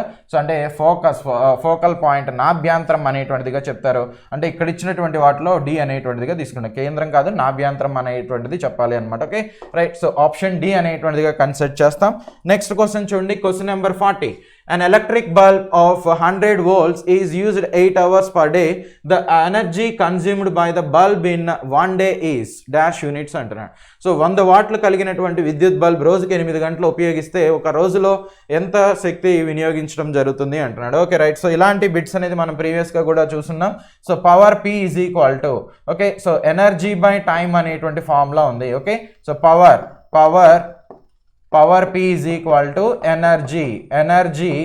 ఎనర్జీ బై టైం అనేటువంటిదిగా చెప్తాం. ఓకే, సో ఇక్కడ మనకి వాడు ఏం కనుక్కోమంటున్నాడు, ఒక రోజులో బల్బ్ వినియోగించిన శక్తి ఎనర్జీ ఎంత అనేది కనుక్కోమంటున్నాడు. So energy is equal to power into ఏమవుతుంది, టైం అనేటువంటిదిగా చెప్తాం. సో పవర్ వాల్యూ ఎంత ఇచ్చాడండి, ఎంత కన్జ్యూమ్ అవుతుందంట, సో 100 volts అనేటువంటిది. అదే టైం అనేటువంటిది ఎంత ఇచ్చారు, 8 hours అనేటువంటిది ఇచ్చారు, 8 hours. ఓకే, ఈ రెండింటిని దీనిలో సబ్స్టిట్యూట్ చేయండి. ఈ ఈజ్ ఈక్వల్ టు ఏమవుతుంది, సో 100 into 8 అనేటువంటిదిగా చెప్తాం. అంటే 800 అనేటువంటిది వస్తుంది, 800 వాట్ అవర్ అనేటువంటిది. ఓకే, సో 1000 వాట్ అవర్ అంటే దాన్ని ఏమంటారు అంటే 1 యూనిట్గా చెప్తారు, 1 యూనిట్. బట్ ఇక్కడ మనకు వచ్చింది ఎంత, 800 కాబట్టి ఇది యూనిట్స్లో కనుక కన్వర్ట్ చేస్తే ఏమవుతుంది, 0.8 యూనిట్స్ అనేటువంటిది అవుతుంది. Okay right. సో ఇక్కడ ఇచ్చినటువంటి వాటిలో ఆప్షన్ డి అనేటువంటి దాన్ని కన్సిడర్ చేస్తాం. వాడు అడిగింది యూనిట్స్లో అడిగారు అనమాట, మీరు ఆ ఇంగ్లీష్లో ఇచ్చినటువంటి దాన్ని అబ్జర్వ్ చేసినట్లయితే. Okay right. So next question చూడండి, question number 48. The second equation of motion gives the relation between dash and time అనేటువంటిది అంటున్నాడు. సో రెండవ చలన సమీకరణం డాష్ మరియు కాలానికి మధ్య సంబంధాన్ని తెలియజేస్తుంది అనేటువంటిదిగా ఇచ్చారు. సో దేన్ని తెలియజేస్తుందండి, సెకండ్ ఈక్వేషన్ అనేటువంటిది ఆప్షన్ బి. సో పొజిషన్ అనేటువంటిది ఓకే స్థానాన్ని తెలియజేస్తుంది. మీరు చలన సమీకరణాలు కనుక తీసుకున్నారనుకోండి, వాటిలో v is equal to v is equal to u plus ఏటీ అనేటువంటిది చెప్తాం. ఓకే, సో ఇది ఫస్ట్ లా అనేటువంటిది అనమాట. సో మొదటి సమీకరణం. అదే సెకండ్ అనేటువంటిది తీసుకుంటే second s is equal to ut plus half ఏటీ స్క్వేర్ అనేటువంటిది హాఫ్ ఏటీ స్క్వేర్ అనేటువంటిదిగా తీసుకుంటాం. ఓకే రైట్, సో ఇది సెకండ్ లా అనమాట. రైట్, నెక్స్ట్ థర్డ్ది తీసుకున్నారనుకోండి. థర్డ్ అనేటువంటిది కన్సిడర్ చేస్తే v square minus u square is equal to 2as అనేటువంటిదిగా చెప్తాం. ఓకే రైట్, సో ఇక్కడ సెకండ్ లా అనేటువంటి దాని గురించి అడిగాడు అనమాట. సెకండ్ లా అనేటువంటిది ఎప్పుడు కూడా దేన్ని తెలియజేస్తుంది? సో స్థానాన్ని మరియు కాలాన్ని. ఓకే, సో అది ఎంత హైట్లో ఉంది ఒక ఆబ్జెక్ట్ అనేది ఇచ్చినటువంటి సమయంలో 10వ సెకండ్లో ఎక్కడుంది, 20వ సెకండ్లో ఎక్కడుంది, 1 అవర్లో ఒక వస్తువుని పైనుంచి విసిరేసినప్పుడు 10వ సెకండ్లో ఎంత దూరం ఎంత ఎత్తులో ఉంది, లేదంటే 20వ సెకండ్లో ఎంత ఎత్తులో ఉంది, ఇలాంటి దాన్ని తెలుసుకోవడానికి అంటే కాలం మరియు స్థానం అనేటువంటిదిగా చెప్తాం. స్థానం. ఓకే రైట్, అదే మొదటిది కనుక తీసుకున్నారనుకోండి, వేగం అనేటువంటిది మరియు కాలానికి మధ్య ఉన్నటువంటి రిలేషన్ని తెలియజేస్తుంది. ఓకేనా, వేగం మరియు కాలానికి మధ్య ఉన్నటువంటి రిలేషన్ని ఇది తెలియజేస్తుంది అనమాట. రిలేషన్ని తెలియజేస్తుంది. v is equal to u plus ఏటీ అనేటువంటిదిగా చెప్తాం. రైట్, సో నెక్స్ట్ వన్ కనుక తీసుకున్నట్లయితే వేగం మరియు ఓకే, సో థర్డ్ సమీకరణం అనేది దేన్ని తెలియజేస్తుందంటే వేగానికి మరియు స్థానానికి. ఓకే, సో చూడండి, వేగం. ఓకే, సో వేగానికి మరియు స్థానం అంటే వెలాసిటీకి మరియు వెలాసిటీ నెక్స్ట్ దీని యొక్క హైట్ అనేటువంటి చెప్తాం, లేదంటే పొజిషన్ అనేటువంటి చెప్తాం. ఈ పొజిషన్కి మధ్య ఉన్నటువంటి రిలేషన్ని. ఓకే, సో ఇలా ఈ 3 సమీకరణాలని కూడా మనం తీసుకోవచ్చు. రైట్, సో సింపుల్గా ఇక్కడ ఇచ్చినటువంటి డేటాని ఒకసారి చూడండి. రైట్, సో నెక్స్ట్ వన్ చూడండి, క్వశ్చన్ నెంబర్ సో దీనికి ఆన్సర్ అనేటువంటిది ఏమవుతుందని చెప్పాం, ఆప్షన్ బి అనేటువంటిది అవుతుంది. నెక్స్ట్ క్వశ్చన్ చూడండి, క్వశ్చన్ నెంబర్ 49. ఇక్కడ మీరు అబ్జర్వ్ చేయొచ్చు ఇచ్చినటువంటి దాన్ని. If 2 charged bodies having equal potential are connected through a conducting wire then okay, సమాన సామర్థ్యం కలిగినటువంటి 2 ఆవేశాలు వాహక తీగ ద్వారా అనుసంధానించబడినాయి, అప్పుడు ఏం జరుగుతుంది అంటున్నాడు. ఓకే రైట్, సో ఇక్కడ ఇచ్చినటువంటిది తీసుకుంటే 2 చార్జ్డ్ బాడీస్ ఈక్వల్ పొటెన్షియల్, ఇది ఇక్కడ మనకు కావాలి. ఓకే, సో ఒకే పొటెన్షియల్ భేదం అనేటువంటిది ఉన్నాయంట. అలా ఉన్నప్పుడు దానిలో విద్యుత్ అనేటువంటిది ప్రవహిస్తుందా అంటే అసలు ప్రవహించదు. ఎందుకు అంటే పొటెన్షియల్ డిఫరెన్స్ అనేటువంటిది వేరియేషన్ ఉండాలి. విద్యుత్ అనేది ప్రయాణం చేయాలంటే పొటెన్షియల్ డిఫరెన్స్ అనేటువంటిది ఉండాలి, అప్పుడు మాత్రమే విద్యుత్ అనేది ప్రయాణం చేస్తుంది. సో నీకు ఎలక్ట్రిక్ వేవ్స్ అనేటువంటిది ఇలా వచ్చినాయి అనుకోండి, సో దానికి పర్పెండిక్యులర్ డైరెక్షన్లో మ్యాగ్నెటికల్ వేవ్స్ అనేటువంటిది కూడా జనరేట్ అవుతుంది జరుగుతాయి. So electrical and magnetical waves ఈ రెండు కూడా ఎప్పుడు ఎలా ఉంటాయి, పర్పెండిక్యులర్గా ఉంటాయి. నెక్స్ట్ ఈ వేవ్స్ పర్పెండిక్యులర్గా ఉంటాయి అంటున్నా, అది ప్రయాణించేటువంటి దిశ కూడా మళ్ళీ పర్పెండిక్యులర్గా ఉంటుంది. అంటే ఒక వేవ్ అనేటువంటిది ఇలా కన్సిడర్ చేస్తే ఎలక్ట్రిక్ వేవ్ ఇలా తీసుకున్నట్లయితే మ్యాగ్నెటిక్ వేవ్ అనేటువంటిది ఈ ఓరియంటెడ్లో ఉంటుంది, మ్యాగ్నెటిక్ వేవ్ అనేది. ఓకే, సో మళ్ళీ వీటి దిశ అనేటువంటిది మాత్రం ఈ రెండింటికి కంప్లీట్గా వ్యతిరేక దిశలో ఉండటం అనేది జరుగుతుంది. రైట్, సో ఇక్కడ ఇచ్చినటువంటి వాటిలో మీరు అబ్జర్వ్ చేయొచ్చు, ఆప్షన్ సి అనేది తీసుకుంటే కరెంట్ విల్ నాట్ ఫ్లో, దానికి మేజర్ రీజన్ ఆ 2 బాడీస్ కూడా ఈక్వల్ పొటెన్షియల్ డిఫరెన్స్ అనేటువంటిది ఉన్నాయంటున్నాడు. ఓకే, సో అలా ఉన్నప్పుడు విద్యుత్ అనేటువంటిది ప్రయాణం జరగదు. ఓకేనా, విద్యుత్ ప్రయాణం జరగకపోతే అసలు ఎలక్ట్రిక్ అంటే మ్యాగ్నెటిక్ ఫీల్డ్ ఇలాంటివి డెవలప్ కావన్నమాట. రైట్, సో నెక్స్ట్ క్వశ్చన్ చూడండి, question number 56. So compressions and rarefactions are due to variability of. Okay, so అంటే సంపీడనాలు విరళీకరణాలు అనేటువంటిది డాష్ వలన ఏర్పడతాయి అనేటువంటి మీనింగ్తో ఇచ్చారు. సో ఎప్పుడు కూడా గుర్తుపెట్టుకోండి, ఎయిర్ ప్రెషర్ అనేటువంటిది, సో గాలి పీడనం. ఓకే, ఎయిర్ ప్రెషర్ అనేటువంటిదిగా చెప్తాం. అంటే సంపీడనాలు విరళీకరణాలు, సంపీడనాలు ఇంకొకటి విరళీకరణం. ఓకే, విరళీకరణాలు అనేటువంటిదిగా చెప్తాం. అంటే ఇప్పుడు ధ్వని అనేటువంటిది తీసుకున్నట్లయితే ధ్వని అనేది ఎలాంటి తరంగం, యాంత్రిక అంటే మెకానికల్ వేవ్ అనేటువంటిదిగా చెప్తాం. యాంత్రిక తరంగం, మెకానికల్ వేవ్. అంటే ఇది ప్రయాణం చేయడానికి ఖచ్చితంగా యానకం అనేటువంటిది అవసరం ఉంటుంది. అలాంటి వాటిని మెకానికల్ వేవ్స్గా చెప్తారు, యాంత్రిక తరంగాలు అంటారు. సో గాలిలో ధ్వని అనేటువంటిది ఎప్పుడూ కూడా ఎలాంటి దాన్ని ప్రదర్శిస్తుందంటే లాంగిట్యూడినల్ వేవ్స్ అనేటువంటిదిగా చెప్తాం. లాంగిట్యూడినల్ వేవ్స్ అనేటువంటిదిగా తీసుకుంటాం. Longitudinal waves. Okay, longitudinal waves అంటే ఇలా ఉంటాయండి. ఓకే, సో ప్రయోగించినటువంటి బలం ఇలా ఉందనుకోండి, సో ఏర్పడేటువంటి తరంగాలు కూడా అదే దిశలో ఉంటాయి. ఓకే, సో ఏర్పడేటువంటి తరంగాలు నెక్స్ట్ ప్రయోగించిన బలం ఒకే దిశలో ఉంటే దాన్ని లాంగిట్యూడినల్ వేవ్స్ అనేటువంటిదిగా చెప్తాం. సో ఈ గాలిలో ధ్వని తరంగాలు అనేటువంటిది ఏ కేటగిరీ కిందకు వస్తాయంటే ఈ లాంగిట్యూడినల్ వేవ్స్ కింద వస్తాయి. ఒక గంట అనేటువంటిది తీసుకుని దాన్ని సుత్తితో మోదినప్పుడు ఆటోమేటిక్గా మీరు అబ్జర్వ్ చేయొచ్చు, మనం ప్రయోగిస్తున్న బలం ఈ డైరెక్షన్లో ఉంది. సో దీని నుంచి వచ్చేటువంటి ఆ ధ్వని తరంగాలు కూడా ఇదే ఓరియంటెడ్లో ఉంటాయి. సో ఇక్కడ ఈ తరంగాలు అనేటువంటిది ఓకే, సో ఒక చోట అధికంగా ఉండటం, ఒక చోట చాలా తక్కువగా ఉండటం, రైట్, ఇంకో చోట ఎక్కువగా ఉండటం, ఇంకో చోట తక్కువగా ఉండటం, ఇలా జరుగుతున్నాయి. ఎక్కడైతే అణువులు ఎక్కువగా ఉన్నాయో ఓకే, అణువులు ఎక్కువగా ఉన్నప్పుడు ఆ తరంగాలు కూడా ఎక్కువగా ఉంటాయి. సో అలాంటి వాటిని సంపీడనాలు అంటారు. అలా కాకుండా తక్కువగా ఉన్నటువంటి ఈ అణువుల్ని రైట్ దీన్ని ఏమంటారు అంటే విరళీకరణాలు, రేర్ ఫ్రాక్షన్స్ అనేటువంటిదిగా చెప్తాం. ఓకే, సో ఇది కంప్రెషన్స్ అంటేనేమో సంపీడనాలు అనమాట, రేర్ ఫ్రాక్షన్ అంటేనేమో విరళీకరణాలు అనేటువంటి చెప్తాం. ఎస్పెషల్లీ ఇలాంటి టర్మినాలజీ అనేది లాంగిట్యూడినల్ వేవ్స్లో వస్తుంది. గాలిలో ధ్వని తరంగాలు అనేటువంటిది ఎప్పుడు కూడా ఎలా తీసుకుంటాం, లాంగిట్యూడినల్ వేవ్స్ అనేటువంటిదిగా తీసుకుంటాం. అంటే ఈ గాలిలో ఉండేటువంటి ఆ పీడనంలో వ్యత్యాసం వల్ల ఇలాంటివి ఏర్పడతా ఉంటాయి. నెక్స్ట్ క్వశ్చన్ చూడండి, question number 59. What is the formula of average velocity? Average velocity మనం స్టార్టింగ్ క్వశ్చన్ కనుక మీరు అబ్జర్వ్ చేస్తే యావరేజ్ వెలాసిటీ మీదే బిట్ అనేటువంటిది ఇచ్చారు. ఓకే, సో దానికి ఫార్ములాని మనం అక్కడ ఎలాంటిది యూజ్ చేసామండి, so average velocity is equal to u + v/2 అనేటువంటిది. సో మొత్తం వేగం బై మొత్తం కాలం అనేటువంటిది తీసుకున్నాం. ఓకే, సో యావరేజ్ అంటున్నాడు కాబట్టి /2 అనేటువంటిది ఇక్కడ కన్సిడర్ చేస్తాం. సో ఆప్షన్ బి అనేటువంటిది తీసుకుంటాం. నెక్స్ట్ క్వశ్చన్ చూడండి, question number 81. An object has a potential energy of 400 joules with a mass of 20 kgs and gravity of 10 Newton per kg. So the height of the object is okay, ఒక వస్తువు 20 కిలోల ద్రవ్యరాశి మరియు 10 న్యూటన్ల per KG గురుత్వాకర్షణ శక్తి అనేటువంటిది ఉంది అంట. అయితే 400 జౌల్ శక్తిని కలిగి ఉన్నటువంటి ఆ వస్తువు ఎంత ఎత్తులో ఉంది అనేటువంటి మీనింగ్తో ఇచ్చారు. సో ఇలాంటివి మనం ప్రీవియస్గా కూడా చేస్తున్నాం. P = పొటెన్షియల్ ఎనర్జీ, స్థితి శక్తి =mgh అనేటువంటిది ఫార్ములా. ఇక్కడ పొటెన్షియల్ ఎనర్జీ అనేటువంటిది ఇచ్చారు. ఎంత ఇచ్చారండి వాల్యూ అనేది 400 జౌల్స్. నెక్స్ట్ మాస్ అనేటువంటిది, ద్రవ్యరాశి అనేది ఎంత ఇచ్చారు 20 kgs, మాస్ అనేది ఏమో 20 kgs ఇచ్చారు. నెక్స్ట్ గ్రావిటీ అనేటువంటిది తీసుకుంటే 10 న్యూటన్ పర్ కేజీ అనేటువంటిది. అదే ఎస్ హైట్ అనేటువంటిది కనుక్కోమంటున్నారు. ఓకే, సో ఈ వాల్యూస్ అన్నీ ఇచ్చాడు, దీన్ని కనుక్కోమంటున్నారు. సబ్స్టిట్యూట్ చేయండి. సో ఫైనల్గా 400 = m అంటే ఎంత అండి 20 ఇంటూ g అంటే ఎంత 10 అనేటువంటి చెప్తాం ఇంటూ h అనేది. సో h = 400/200 అనేటువంటిది వస్తుంది. సో 20 × 10 కాబట్టి ఫైనల్గా ఇక్కడ 2 అనేటువంటిది.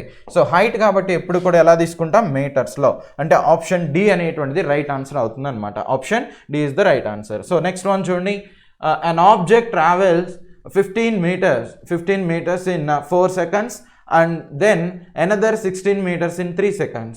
What is the average speed of the object అంటున్నాడు. ఒక వస్తువు 4 సెకండ్లో 15 మీటర్లని, మరొక 16 మీటర్లని 3 సెకండ్లో ప్రయాణిస్తుంది. వస్తువు యొక్క సగటు వేగం ఎంత? ఇదే క్వశ్చన్, ఇలాంటి మోడల్ని మనం ఫస్ట్లో కూడా చేస్తున్నాం. ఫస్ట్ క్వశ్చన్ కూడా అంటే ఫస్ట్ క్వశ్చన్స్లో కూడా మనకి ఇదే కంటెంట్ ఉంటుంది, ఒకసారి చూడండి. రైట్, సో ఇక్కడ ఇచ్చినటువంటి వెలాసిటీ ఓకే, సో 15 మీటర్స్ అనేటువంటిది ఇచ్చారు. ఇంకొక వెలాసిటీ అనేది తీసుకున్నట్లయితే 16 మీటర్స్ అనేటువంటిది. రైట్, సో 15 మీటర్స్ అలా ప్రయాణం చేయడానికి అది ఎంత సమయాన్ని తీసుకుంది? సో 4 సెకండ్స్ అనేటువంటిది తీసుకుంది. అదే 16 మీటర్స్ని ప్రయాణం చేయడానికి 3 సెకండ్స్ అనేటువంటిది తీసుకుంది. వాడు ఏం అడుగుతున్నాడు? యావరేజ్ స్పీడ్ అనేటువంటి దాన్ని అడుగుతున్నారు. యావరేజ్ స్పీడ్ అంటే ఏమని చెప్తాం? యావరేజ్ స్పీడ్ అంటే సో 15 ప్లస్ ఓకే, అంటే మొత్తం వేగం టోటల్ వెలాసిటీ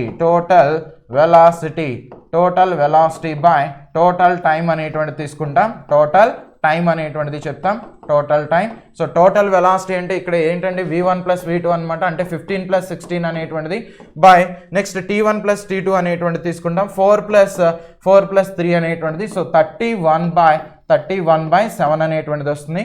సో మనకి రఫ్గా అక్కడ వచ్చేసరికి ఇదిగోండి ఎస్ 5.17 అనేటువంటిదిగా కన్సిడర్ చేస్తాం. సారీ, ఇక్కడ ఒకసారి చూడండి, ఎస్ 3 సెకండ్స్ అనేది ఇచ్చారు, at the same time 4 seconds అనేటువంటిది కదా, 4 seconds. So 31/7. So 4 point S ఇచ్చినటువంటి వాటిలో ఆప్షన్ బి అనేటువంటి దాన్ని కన్సిడర్ చేస్తాం. 4.43 metre per second. Option B is the right answer. Okay right. So ఇది ఓవరాల్గా వీటిలో ఉన్నటువంటి concept. Right, thank you. In today's section, we are going to discuss about RRC Group D 28th September 2018 Shift 1 Chemistry Bits గురించి చూద్దాం. ఓవరాల్గా ఈ పేపర్లో వచ్చేసరికి 10 బిట్స్ అనేటువంటిది ఉన్నాయి. Okay right. So first question చూడండి. Question number 3. How many groups and periods are there in the modern periodic table? Okay, so modern periodic table అనేది తీసుకుంటే ఆధునిక ఆవర్తన పట్టికలో ఎన్ని గ్రూపులు మరియు పీరియడ్లు అనేటువంటిది ఉంటాయి? ఎస్, సో ఎన్ని ఉంటాయండి? దీనికి ఆన్సర్ వచ్చేసరికి చూడండి, ఎస్పెషల్లీ ఆప్షన్ సి అనేటువంటి దాన్ని కన్సిడర్ చేస్తాం. ఓకే, 18 గ్రూప్స్ 7 పీరియడ్స్ అనేటువంటిది ఉంటాయి. 18 గ్రూప్స్ 7 పీరియడ్స్. ఓకే, సో నవీన ఆవర్తన పట్టిక అంటున్నాడు, మోడర్న్ పీరియాడిక్ టేబుల్. సో దీన్ని దేని ఆధారంగా రూపొందించారు అంటే ఎలక్ట్రాన్ విన్యాసం ఆధారంగా రూపొందించారు. Okay, electron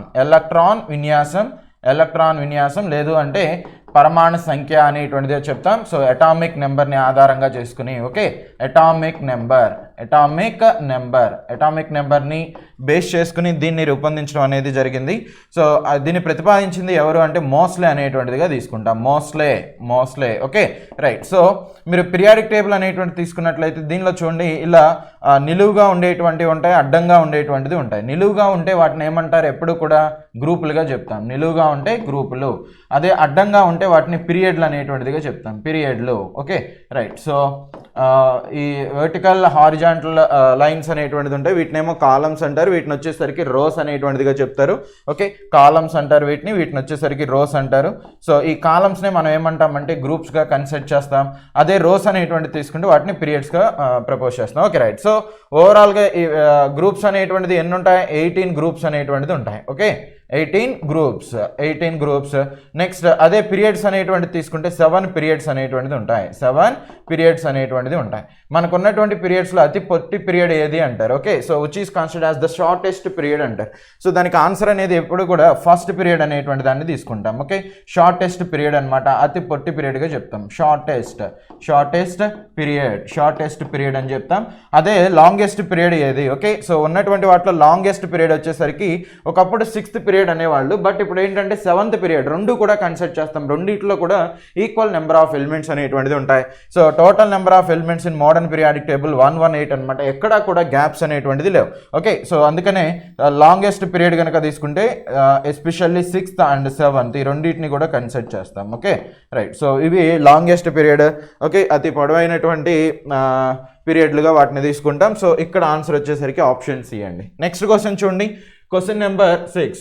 What is the valency? Okay, what is the valency of copper in cuprous oxide అంటున్నాడు. ఓకే, cuprous oxide లో రాగి యొక్క వాలెన్సీ ఏమిటి?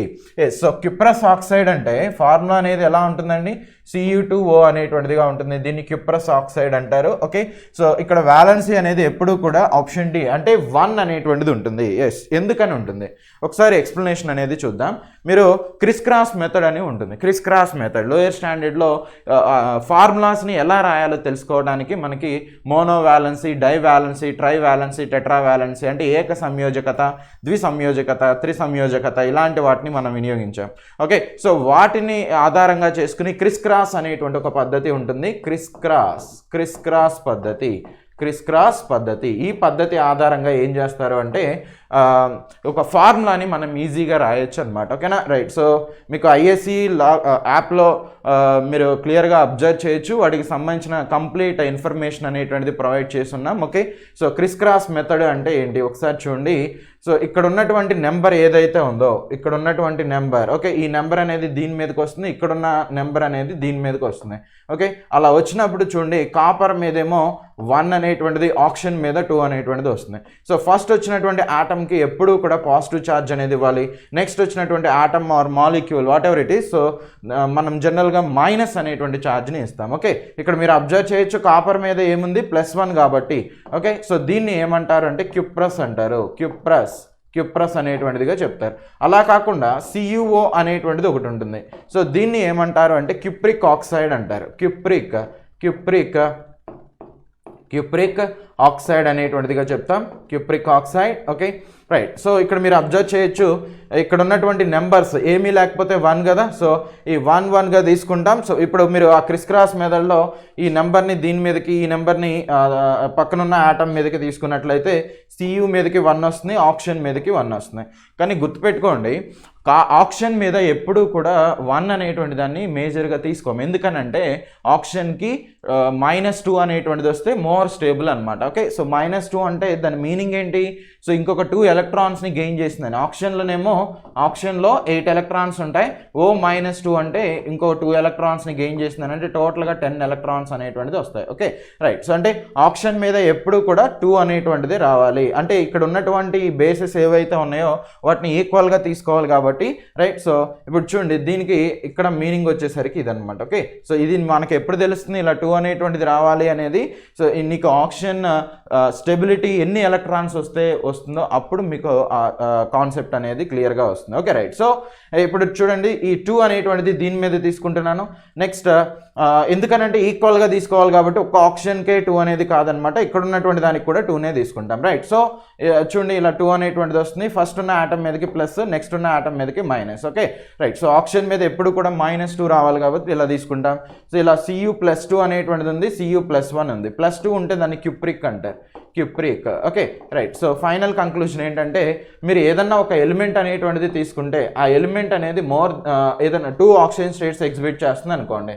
ఓకే, సో ఇలా 2 ఆక్సిజన్ స్టేట్ని ఎగ్జిబిట్ చేస్తుంది అనుకుందాం. సో లోయర్ ఆక్సిజన్ స్టేట్ ఏదైతే ఉంటుందో దాన్ని ఎప్పుడు కూడా చివరిలో అస్ అనేటువంటి దాంతో ప్రొనౌన్స్ చేయాలి. అదే ఎక్కువ ఆక్సిజన్ స్టేట్ ఉన్నటువంటి దాన్ని సఫిక్స్లో వచ్చేసరికి ఇక్ అనేటువంటి దాంతో ప్రొనౌన్స్ చేయాలి. ఫర్ ఎగ్జాంపుల్ ఐరన్ అనేటువంటిది తీసుకుంటే ఐరన్ అనేటువంటిది +2 ఫామ్లో ఉంటుంది, +3 ఫామ్లో ఉంటుంది. ఈ రెండిట్లో ఏది హయ్యర్ ఆక్సిజన్ స్టేట్? +3 కాబట్టి దీన్ని ఎప్పుడు కూడా సఫిక్స్లో ఏమని రావాలి? ఇక్ అని రావాలి. అంటే దీన్ని ఏమంటారు? ఫెర్రిక్ అంటారు. Fe+3 ఉంటే దాన్ని ఫెర్రిక్ అంటారు, ఫెర్రిక్. ఓకే, అలా కాకుండా Fe+2 అనేటువంటిది ఉందనుకోండి, దాన్ని ఎప్పుడు కూడా ఏమనాలి అంటే ఫెర్రస్ అనేటువంటిదిగా చెప్తాం, ఫెర్రస్ అనేటువంటిదిగా కన్సిడర్ చేస్తాం. Okay right. సో అంటే ఇక్కడ మీరు గుర్తుపెట్టుకోవాల్సిన పాయింట్, ప్లస్ ఉంటేనే అస్ వస్తుంది, +2 ఉంటే ఇక్ వస్తుంది అనేటువంటిది కాదు.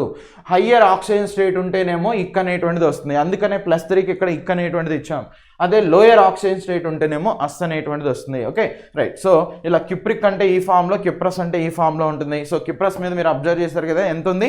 1 అనేటువంటిది ఉంది. కాబట్టి ఆన్సర్ డి అనేటువంటిది కన్సిడర్ చేస్తాం. నెక్స్ట్ క్వశ్చన్ చూడండి, question number 8.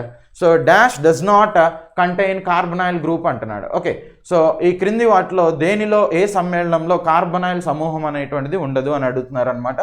Option A aldehyde, next carboxylic acid, next ketone, next ethanol. Yes, దీనికి ఆన్సర్ వచ్చేసరికి ఏం చెప్తామంటే ఇథనాల్ అనేటువంటిది తీసుకుంటాం. Okay right. సో ఇందుకీ కాన్సెప్ట్ ఏంటో చూడండి, కార్బనైల్ గ్రూప్ అంటే ఇలా CO అనేటువంటిది ఉండాలి. ఇలా కనుక ఉంటే, ఓకే, సో ఈ ఓరియంటెడ్లో కనుక ఉంటే దాన్ని ఏమంటారు? కార్బనైల్ గ్రూప్ అనేటువంటిదిగా కన్సిడర్ చేస్తాం. ఓకే, ఈ ఓరియంటెడ్లో ఉండాలి, కార్బనైల్ గ్రూప్ అంటాం. ఎస్. సో ఇప్పుడు మీరు ఆల్డిహైడ్ అనేది తీసుకున్నారనుకోండి, ఆల్డిహైడ్ జనరల్గా వాటిని ఇలా రాస్తారు. ఆల్డిహైడ్ అంటే ఇక్కడ RCHO అనేది ఉంది కదా, ఈ CHO అంటే నథింగ్ బట్ ఏంటంటే ఇదిగోండి ఇలా రాయొచ్చు, దాని ఫార్ములా అనేది ఇలా ఉంటుంది. ఓకే, సో CHOని ఇలా కూడా రాయొచ్చు. అంటే దీనిలో మీరు అబ్జర్వ్ చేస్తారు కదా, సో CO అనేటువంటిది ఉందా లేదా? ఉంది. కాబట్టి ఆల్డిహైడ్ అనేటువంటిది కన్సిడర్ చేయం. నెక్స్ట్ కార్బాక్సిలిక్ యాసిడ్ అంటున్నాడు. సో ఈ కార్బాక్సిలిక్ యాసిడ్ ఫార్ములా కనుక తీసుకుంటే జనరల్ ఫార్ములా ఇలా ఉంటుంది, RCOOH అనమాట. మీరు ఇక్కడ అబ్జర్వ్ చేయొచ్చు. ఇది ఎలా ఉంది అంటే ఇదిగోండి ఈ ఓరియంటెడ్లో ఉంటుంది. మీకు అక్కడ ఉన్నటువంటిది కార్బనైల్ గ్రూప్ అనమాట. ఓకే, సో దీనిలో కూడా కార్బనైల్ ఉంది. సో నాట్ కంటైన్ అంటున్నాడు కాబట్టి, సో నెక్స్ట్ ఆప్షన్ సి చూడండి, కీటోన్ అంటే జనరల్గా ఫార్ములా అనేది ఇలా రిప్రజెంట్ చేస్తాం. ఓకే, సో దీనిలో కూడా కీటోన్లో కూడా కార్బనైల్ గ్రూప్ అనేటువంటిది ఉంది. సో నెక్స్ట్ వన్ ఇథనాల్ అంటే ఫార్ములా ఇలా రాస్తారండి. ఓకే, ఇలా రాస్తారు. Okay right. సో ఇక్కడ అసలు CO సమూహం అనేటువంటిదే లేదు. ఓకే, CO సమూహం, ఇథనాల్ అంటే ఇది ఫార్ములా యాక్చువల్గా C2H5OH ఆల్కహాల్స్ని ఇలా రాస్తారు. మీకు అక్కడెక్కడా కూడా CO అనేటువంటిది లేదు కాబట్టి సో దీన్ని కన్సిడర్ చేస్తాం. ఇథనాల్ని స్పిరిట్ ఆఫ్ వైన్ అంటారు, స్పిరిట్ ఆఫ్ వైన్ అంటాం. ఓకే, నెక్స్ట్ ఇప్పుడు డిఫరెంట్ ఆల్కహాలిక్ బ్రాండ్స్ ఉంటాయి కదా, వోడ్కా, జిన్, రమ్, విస్కీ ఇలాంటివి, వాటిలో మేజర్గా ఉండేది ఇథనాలేనమాట. ఓకే, సో ఇథనాల్ అనేటువంటిది కాకుండా మిథనాల్ కనుక ఉంటే అది తాగితే చనిపోతారు. ఓకే, సో కల్తీ మద్యం తాగి చనిపోయారని మీరు పేపర్లో చూసుంటారు. సో అంటే కల్తీ మద్యం అంటే దానిలో ఏముంటుందంటే మిథనాల్ అనేటువంటిది ఉంటుంది. మిథనాల్ అనేటువంటిది ఉంటుంది. ఓకే, సో మిథనాల్ అంటే CH3OHని ఏమంటారు అంటే మిథనాల్ అనేటువంటిదిగా చెప్తారు. అదే C2H5OH ఉంటే ఇథనాల్ అంటారు. సో ఇప్పుడు ఈ కరోనా టైంలో ఎక్కువ మంది శానిటైజర్స్ ఇలాంటి వాటిని తాగి కూడా చనిపోతున్నారు. ఎందుకని చనిపోతున్నారంటే ఆ శానిటైజర్స్లో ఒకవేళ మిథనాల్ కంటెంట్ కనుక ఉంటే సో అలాంటి వాటిని కన్జ్యూమ్ చేయడం వల్ల డెఫినెట్గా చనిపోతారనమాట.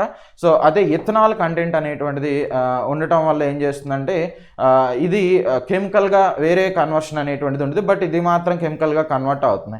ఇది బాడీలోకి వెళ్ళిన తర్వాత ఆల్డిహైడ్గా కన్వర్ట్ అయిపోతుంది. అలా కన్వర్ట్ అవడం వల్ల అది పాయిజన్ లాగా యాక్ట్ చేస్తుంది. కాబట్టి వాటిని తీసుకుంటాం వలన ఏమవుతుందంటే చనిపోవడం జరుగుతుంది. ఓకే, అందుకనే గుడుంబా కానీ సారా కానీ లేదంటే ఈ అంటే కల్తీ మద్యం ఇలాంటివి చెప్తారు, చీప్ లిక్కర్ ఇలాంటి వాటిలో ఎక్కువగా మిథనాల్ ఉంటుంది. అది తాగటం వలన చనిపోతారు అనమాట. ఓకే రైట్, సో దీనికి ఆన్సర్ వచ్చి ఆప్షన్ డి. నెక్స్ట్ క్వశ్చన్ చూడండి, క్వశ్చన్ నెంబర్ 17.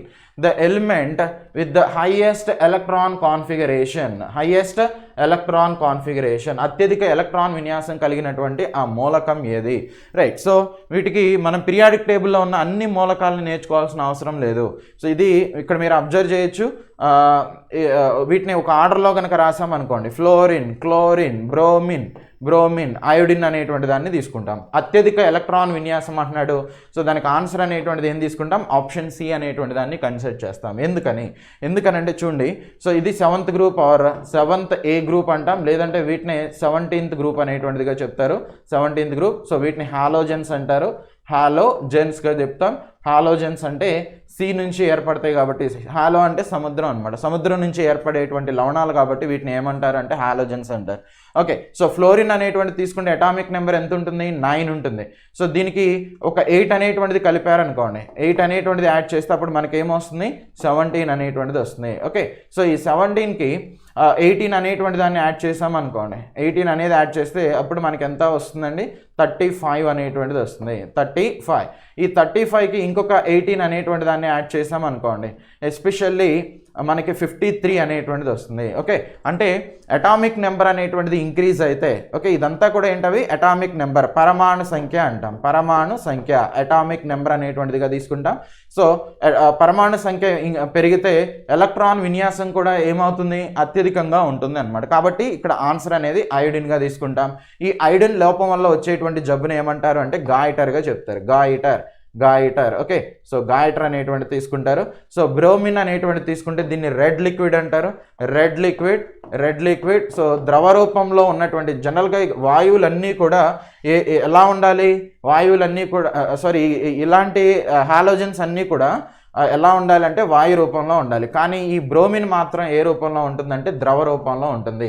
ఓకే, ద్రవ రూపంలో ఉన్నటువంటి అలోహం ఏది? ఓకే, ద్రవ రూపంలో ఉన్న అలోహం, లేదంటే which non-metal is existed in liquid at room temperature అంటారు. సో దానికి ఆన్సర్ బ్రోమిన్ అనేది తీసుకుంటాం. సో క్లోరిన్ అత్యధిక ఎలక్ట్రాన్ ఎఫినిటీ కలిగినటువంటి మూలకం. అత్యధిక ఎలక్ట్రాన్ ఎఫినిటీ అనేటువంటి చెప్తాం, అది కలిగినటువంటి మూలకం క్లోరిన్ అనమాట. నెక్స్ట్ అత్యధిక ఎలక్ట్రోనెగిటివిటీ అంటే రుణ విద్యుతాత్మకత కలిగినటువంటి మూలకం ఏది అంటే ఫ్లోరిన్ అని చెప్తాం. చాలా చర్యాశీలత అత్యధికంగా ఉంటుంది, అందుకని ఫ్లోరిన్ని దేనిలో సూపర్ హాలోజన్ అని కూడా అంటారు.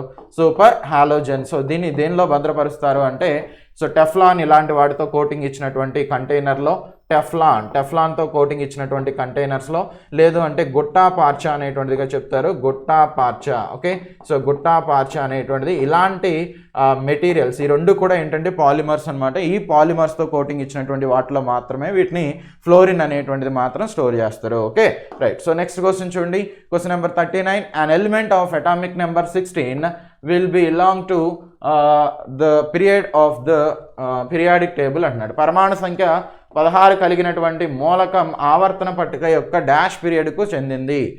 సో ఇక్కడ మనం అర్థం చేసుకోవచ్చు, 16 అంటున్నాడు పరమాణు సంఖ్య.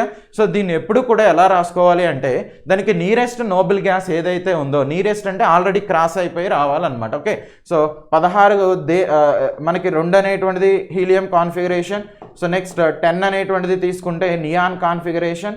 ఓకే, నెక్స్ట్ 18 అనేటువంటిది తీసుకుంటే ఆర్గాన్ కాన్ఫిగరేషన్. ఇప్పుడు మనం ఈ 16ని ఎలా తీసుకోవాలంటే 16 ఏ నోబెల్ గ్యాస్ని క్రాస్ అయ్యొచ్చింది, సో నియాన్ అనేటువంటి దాన్ని క్రాస్ అయ్యొచ్చింది. అందుకనే సో అది నియరెస్ట్ 1గా తీసుకోవాలి, అంతేగాని 18 కాదనమాట. సో 10 + 6గా రాసుకుంటాం. ఓకే, సో 10 + 6 అంటే దీన్ని ఇక్కడ 6 అనేటువంటిది వచ్చింది కాబట్టి ఇది ఏ గ్రూప్ అవుతుంది, 6th గ్రూప్ అవుతుంది. అంటే వీటిని చాల్కోజెన్స్ అంటారు, chalcogens. Okay, simple. Nearest noble గ్యాస్గా రాసుకుంటే సరిపోతుంది. చాల్కో అంటేనేమో ఓర్ అని చెప్తాం, అంటే ధాతువులు అంటాం. సో ధాతువుల్లో అత్యధికంగా ఉండేటువంటి మూలకాలు అనమాట ఈ 6th గ్రూప్ ఎలిమెంట్స్ అనేటువంటిది.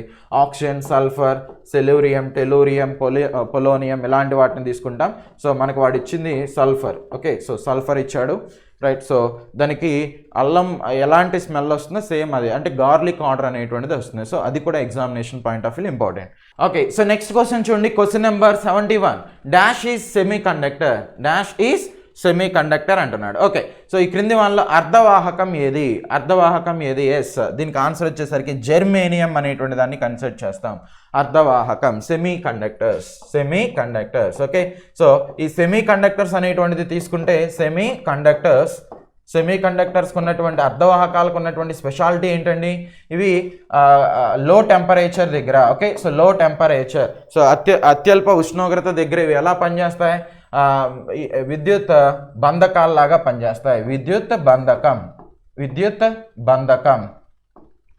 బంధకం అంటే ఎలక్ట్రికల్ ఇన్సులేటర్ అంటాం. ఇన్సులేటర్ లాగా పనిచేస్తాయి. సో చాలా ఇంపార్టెంట్ పాయింట్ ఇది.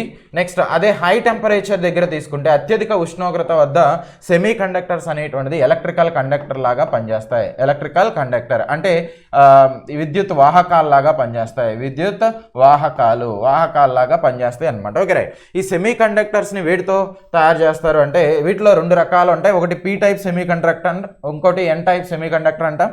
సో పీ టైప్ సెమీ కండక్టర్లో కరెంట్ని తీసుకుపోయేటువంటి వాటిని ఎలక్ట్రికల్ క్యారియర్స్ ఏవి అంటే హోల్స్ అనేటువంటిది చెప్తాం. పీలో ఏం కనిపిస్తుంది? హోల్ అనేది ఉంది కదా. సో హోల్స్ అనేటువంటి వాటిని తీసుకుంటాం, హోల్స్. ఓకే, ఆర్బిటాళ్ళు, ఖాళీ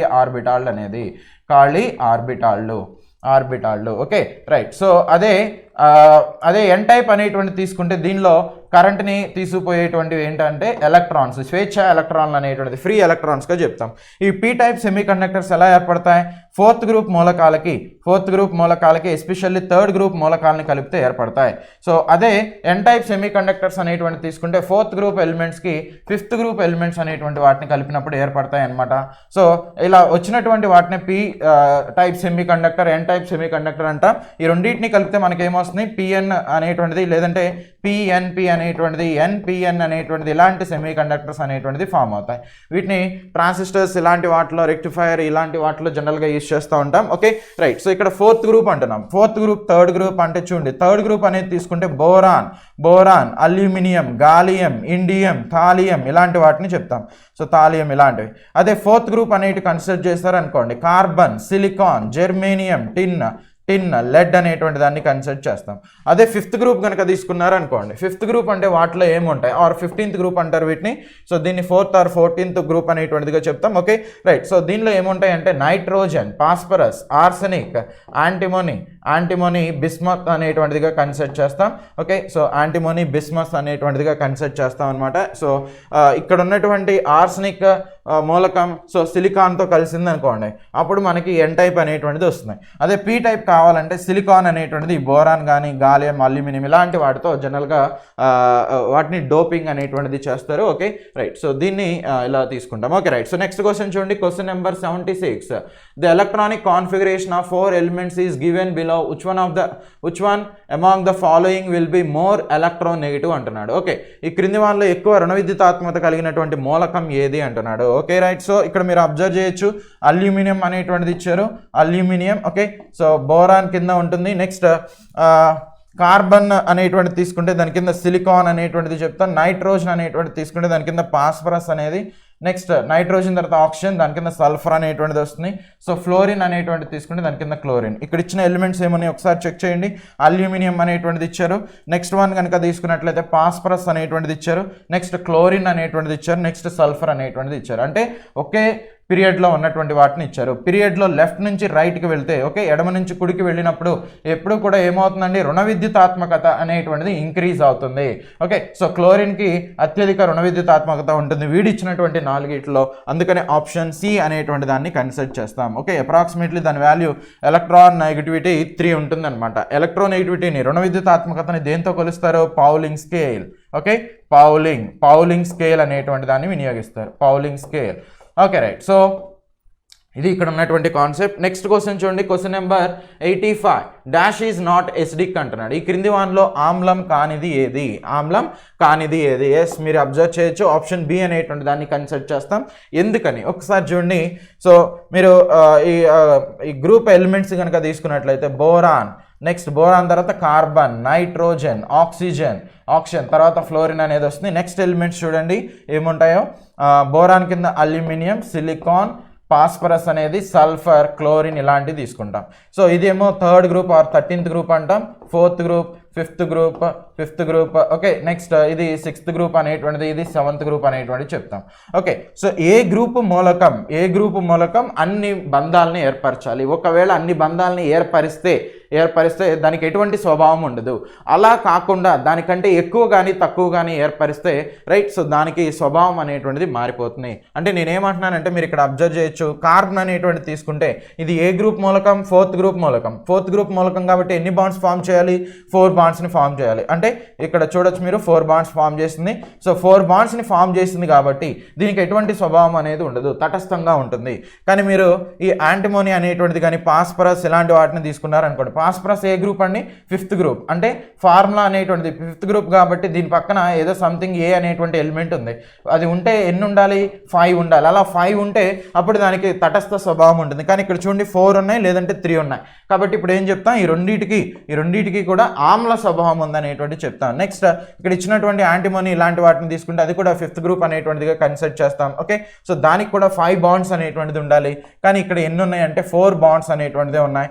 అందుకనే ఇది కూడా యాసిడ్ లాగా కన్సిడర్ చేస్తాం. ఓకేనా రైట్. సో నెక్స్ట్ క్వశ్చన్ చూడండి, question number 89. The law of definite proportions was started by stated by so స్థిరానుపాత నియమం అంటారు. ఆ స్థిరానుపాత నియమాన్ని ఎవరు ప్రతిపాదించారు అని అడుగుతున్నారు అనమాట. So Democritus, Lavoisier, Proust, John Dalton. Yes, ఎవరు దీన్ని ప్రతిపాదించారంటే ప్రౌస్ట్ అనేటువంటి ఆయన. సో దీన్ని ప్రౌస్ట్ లా అనేటువంటిదిగా కూడా ప్రొనౌన్స్ చేస్తారు. ఆప్షన్ సి అనేటువంటి దాన్ని కన్సిడర్ చేస్తాం. ఓకే, సో స్థిరానుపాత నియమం అంటే ఇక్కడ మీరు అబ్జర్వ్ చేయొచ్చు, ఇప్పుడు హైడ్రోజన్ ప్లస్ ఆక్సిజన్ అనేటువంటి దాన్ని కలిపి నేను ఏం చేస్తానంటే వాటర్ అనేటువంటి దాన్ని తయారు చేశాను. ఓకే, ఇప్పుడు తయారు చేసింది నేను, ఐ అనేటువంటిది. నెక్స్ట్ ఇంకొక పర్సన్, నోబెల్ ప్రైజ్ వచ్చినటువంటి ఒక వ్యక్తి కూడా సో ఇదే వాటర్ని తయారు చేస్తాడు. వాడు కూడా ఏం తీసుకుంటాడు? హైడ్రోజన్ ఆక్సిజనే. ఇక్కడ తీసుకునే అంటే ఎన్ని మెథడ్స్లో ఎలాంటి మెథడ్ని నువ్వు ఉపయోగించినా దానిలో తీసుకునేటువంటి ఈ క్రియాజనకాల యొక్క భారాలు అనేటువంటిది స్థిరమైన నిష్పత్తిలో ఉంటాయి. ఓకే, కాన్స్టెంట్ ప్రపోర్షన్లో ఉంటాయి. సో ఇక్కడ 2 మోల్స్ అనేది తీసుకుంటాం, ఇది 1 మోల్ అనేది తీసుకుంటాం. అంటే 2:1 మోల్లో తీసుకుంటే అప్పుడు మనకి 2 మోల్స్ ఆఫ్ వాటర్ అనేటువంటిది వస్తుంది. సో దీన్ని ఏమంటారు అంటే లా ఆఫ్ డెఫినెట్ ప్రపోర్షన్, స్థిరానుపాత నియమం అనేటువంటిదిగా చెప్తాం. ఓకేనా రైట్. సో లాస్ట్ క్వశ్చన్ చూడండి, question number 96. So a solution turns blue litmus to red, it's pH is like to. ఈ ద్రావణం అనేది నీల్ లిట్మస్ నుంచి ఎరుపుగా మారింది, అయితే దాని pH విలువ ఎలా ఉంటుంది అంటున్నాడు.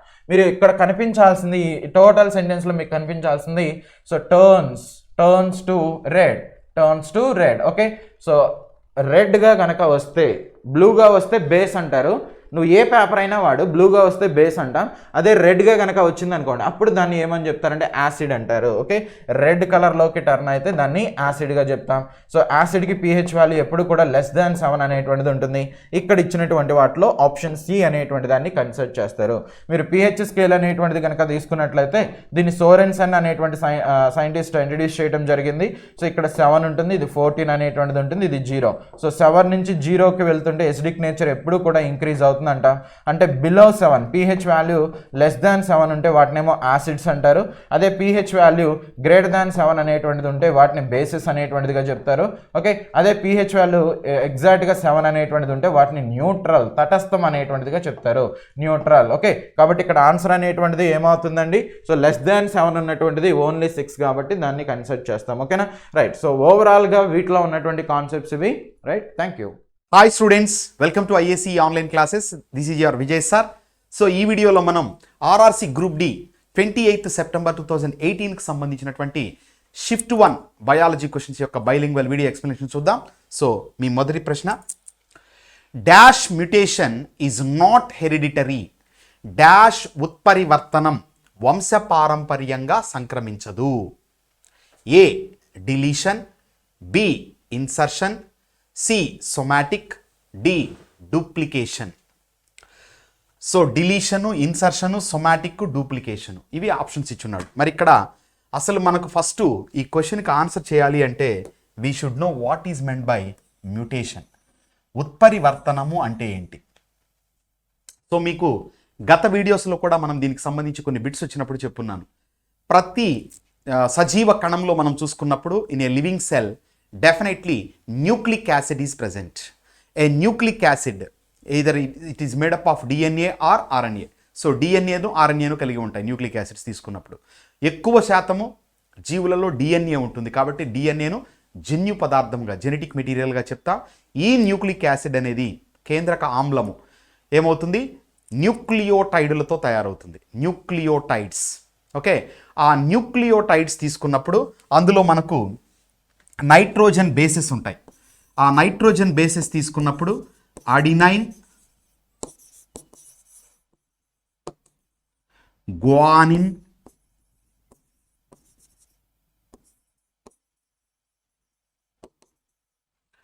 Thiamine,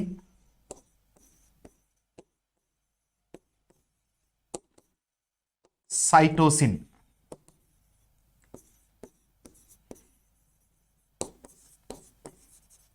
okay, so these are the nitrogen bases. Now RNA తీసుకుంటే ఈ థయమిన్ ప్లేస్లో యూరాసిల్ వస్తుంది. సో యూరాసిల్ అనేటటువంటి మరొక నత్రజని క్షారము, నైట్రోజన్ బేస్ వస్తుంది. ఎందులో? ఆర్ఎన్ఏ అయితే. ఎవరి ప్లేస్లో? థయమిన్ ప్లేస్లో. ఎల్లప్పుడూ అడినైన్ అనేది థయమిన్తో లేదా థయమిన్ అనేది అడినైన్తో, గ్వానిన్ అనేది సైటోసిన్తో లేదా సైటోసిన్ అనేది గ్వానిన్తో పెయిర్ కావడం జరుగుతుంది. ఇది జనరల్గా ఒక న్యూక్లియోటైడ్లో ఉన్నటువంటి నైట్రోజన్ బేసిస్ పరంగా ఉండేటటువంటి పెయిరింగ్. ఓకే, సో ఇక్కడ థైమిన్ ఆర్ఎన్ఏ పరంగా చూసుకున్నప్పుడు థైమిన్ ప్లేస్లో యురాసిల్ వస్తుంది. అప్పుడు అడినైన్ యురాసిల్తో పెయిర్ అవ్వడం జరుగుతుంది. ఓకే, సో మరి ఇక్కడ పర్టికులర్గా మనం చూసుకున్నప్పుడు ఈ నైట్రోజన్ బేసిస్ యొక్క సీక్వెన్సింగ్లో ఏదైనా చిన్న తేడా వస్తే దాన్నే మనం ఏమంటాం? మ్యూటేషన్ అని పిలుస్తారు. So how to define a mutation? So mutation is nothing but the sudden abrupt change in the genetic material. జన్యు పదార్థంలో అకస్మాత్తుగా వచ్చేటటువంటి మార్పునే మనం ఏమని పిలుస్తాం? ఉత్పరివర్తనము అంటారు. ఈ ఉత్పరివర్తనాలను మొట్టమొదటిగా హ్యూగో డివ్రీస్ అనేటటువంటి శాస్త్రవేత్త ఫస్ట్ టైము ఈ యొక్క మ్యూటేషన్స్ను ఈనోథెరా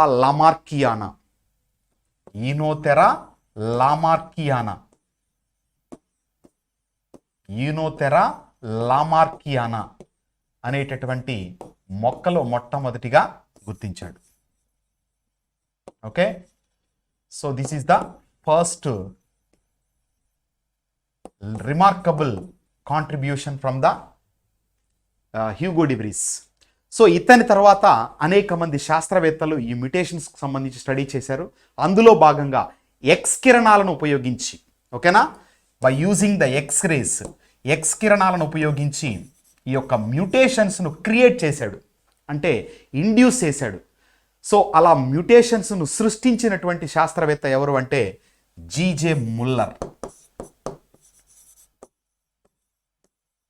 ఓకే, సో ముల్లర్ అనేటటువంటి సైంటిస్ట్ను ఫాదర్ ఆఫ్ ఇండ్యూస్డ్ మ్యూటేషన్ అర్థమైందా? సృష్టించినటువంటి ఉత్పరివర్తనాలకు సంబంధించిన పితామహుడిగా ఎవరిని చెప్తారు? ముల్లర్ని చెప్తే ఉత్పరివర్తనాలకు సంబంధించిన ఫాదర్గా ఎవరిని కన్సిడర్ చేస్తారు? ఈ యొక్క హ్యూగో డివ్రీస్ని చెప్తారు. మరి ఈ వీళ్ళు ఐడెంటిఫై చేసినటువంటి దాని ప్రకారం తీసుకున్నప్పుడు మొత్తం లివింగ్ ఆర్గానిజమ్స్లో జనరల్గా 4 టైప్స్ ఆఫ్ మ్యూటేషన్స్ మనకు కనిపిస్తాయి. In general 4 common types of mutations. ఒకటి జర్మైనల్ మ్యూటేషన్. జర్మైనల్ అంటే దీన్ని ఎలా చెప్పుకోవచ్చు అంటే లైంగిక ఉత్పరివర్తనాలు. ఓకే, ఇక రెండవ తీసుకుంటే మనకు ఉండేటటువంటి chromosomal mutation. Chromosomal. Okay, so 46 chromosomes ఉంటాయి, లేదా 23 పెయిర్స్ అంటాం. 22 కామన్గా ఉంటాయి, వాటిని ఆటోజోమ్స్. ఒక పేరు డిఫరెంట్గా ఉంటుంది, అల్లోజోమ్. XX అయితే ఫీమేల్, XY అయితే మేల్. అది మనకు క్రోమోజోమ్స్ పరంగా.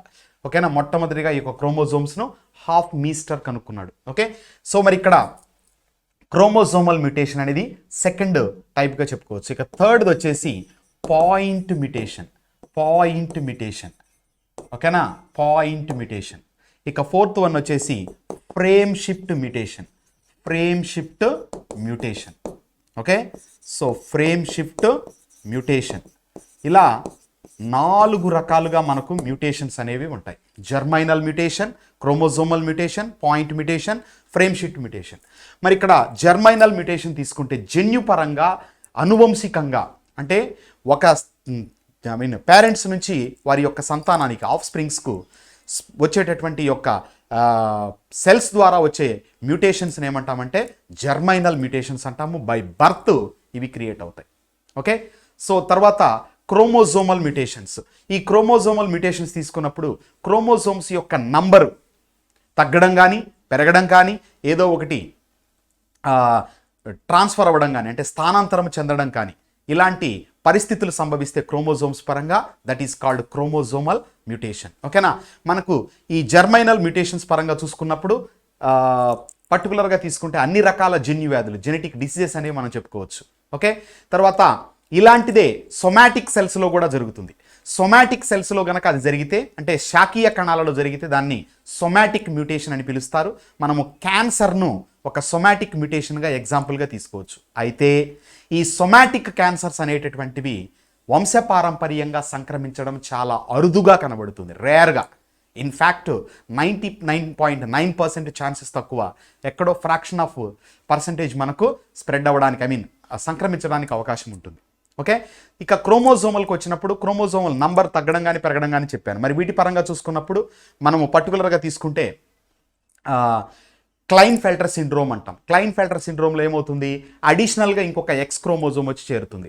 సో దట్ వాట్ హ్యాపెండ్, మామూలుగా అయితే 44XYగా మనం ఉండాలి.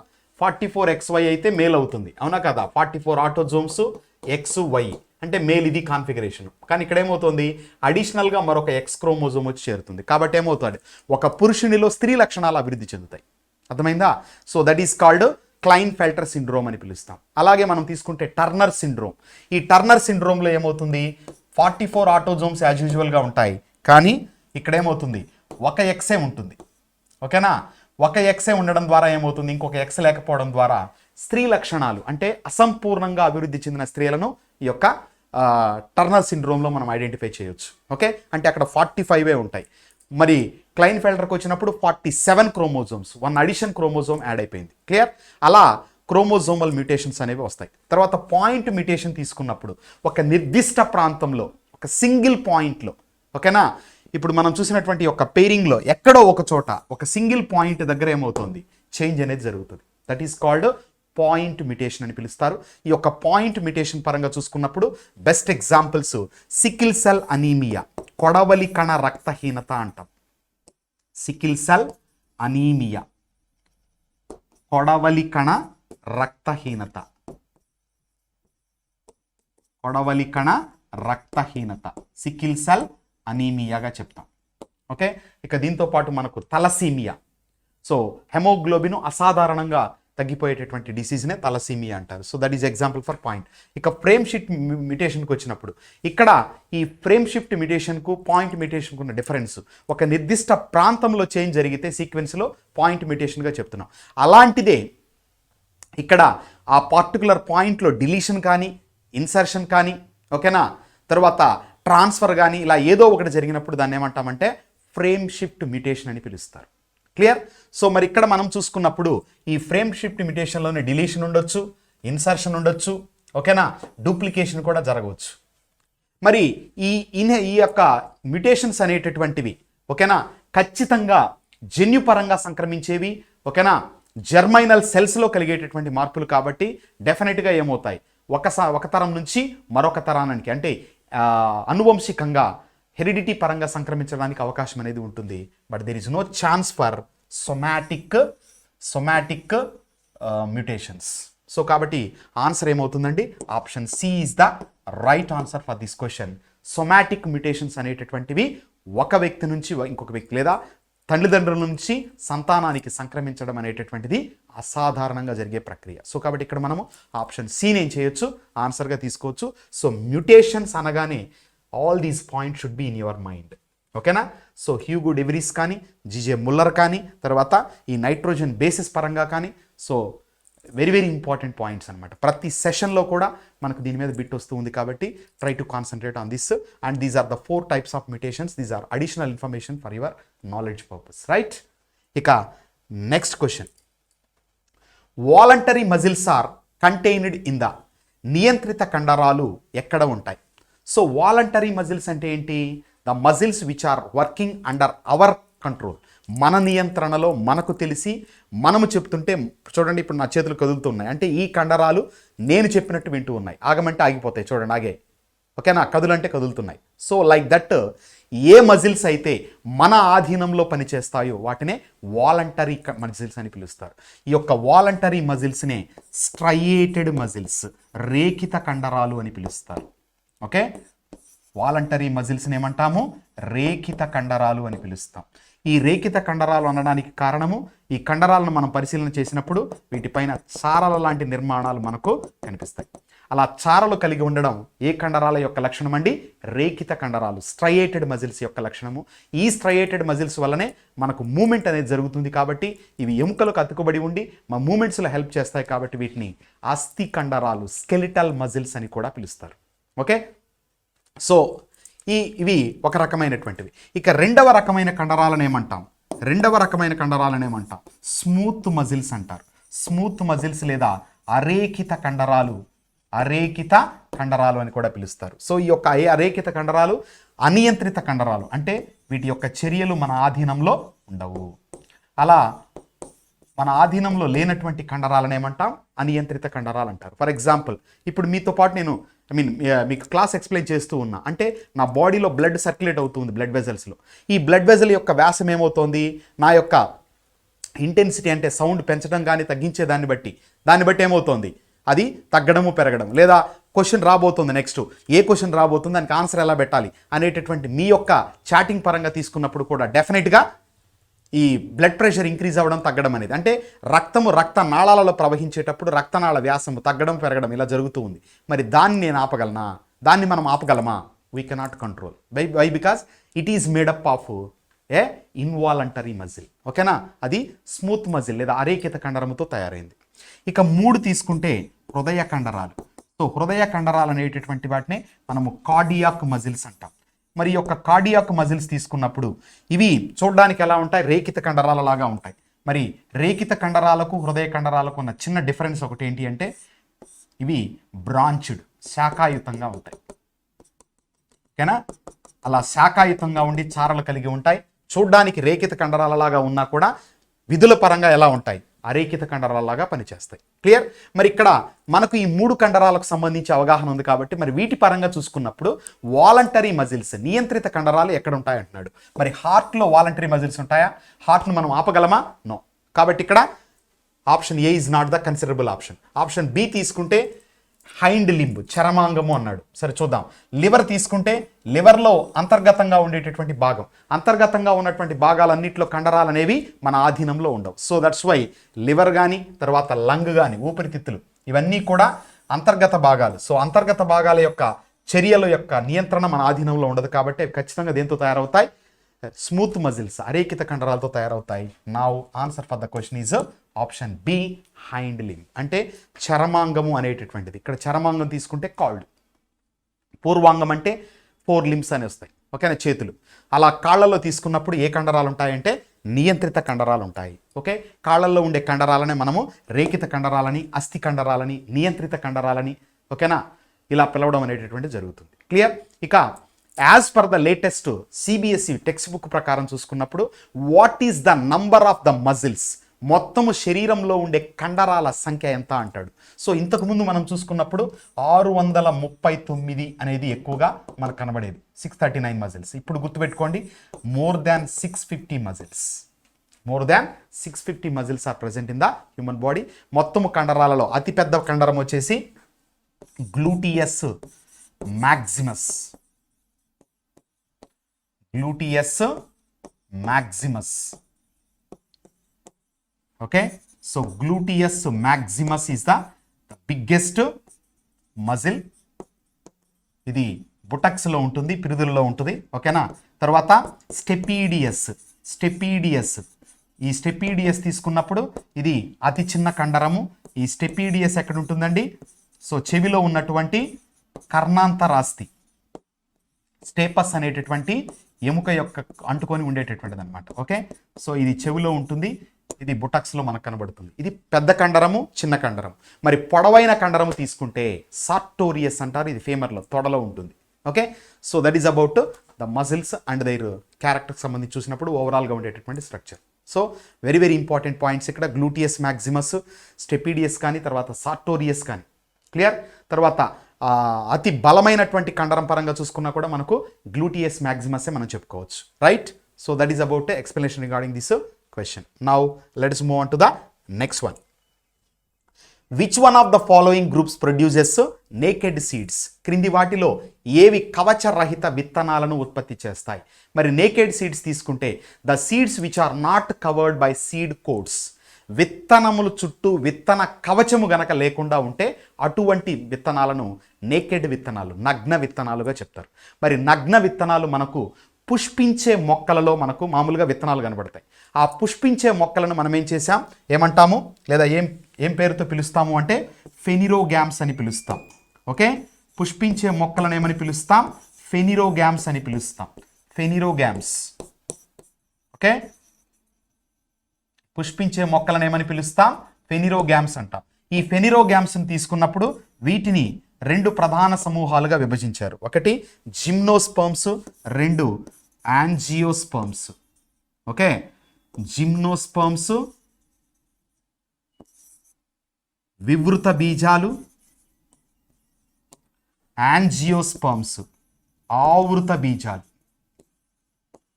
ఇక్కడ యాంజియో అంటే కవర్డ్, జిమ్నో అంటే నేకెడ్.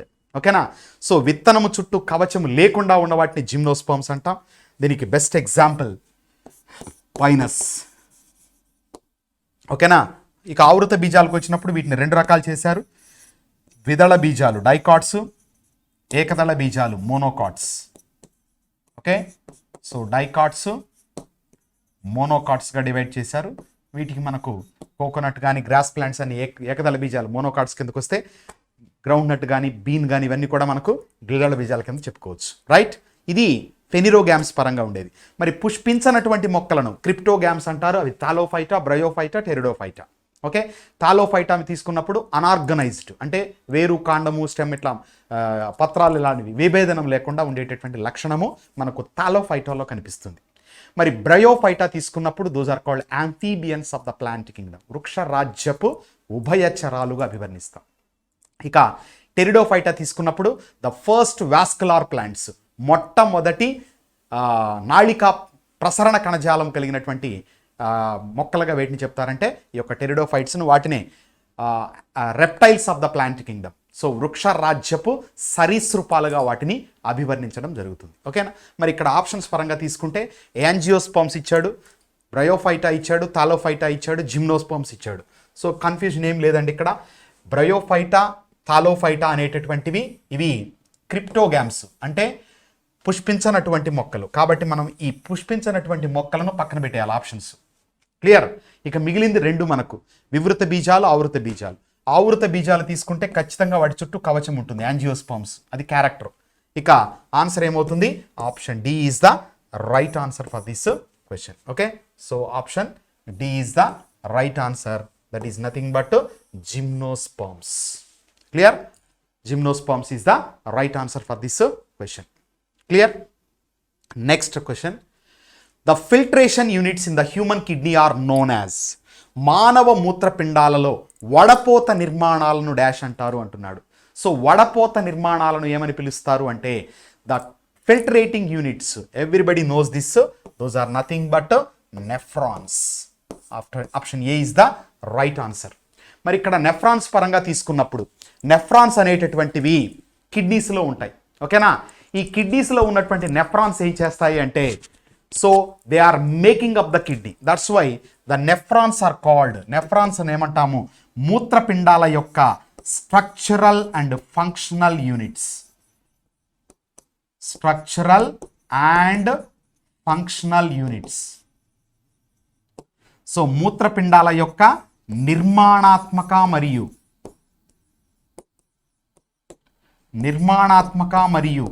క్రియాత్మక ప్రమాణాలుగా అభివర్ణిస్తారు. నిర్మాణాత్మక మరియు క్రియాత్మక ప్రమాణాలుగా వీటిని చెప్తారు.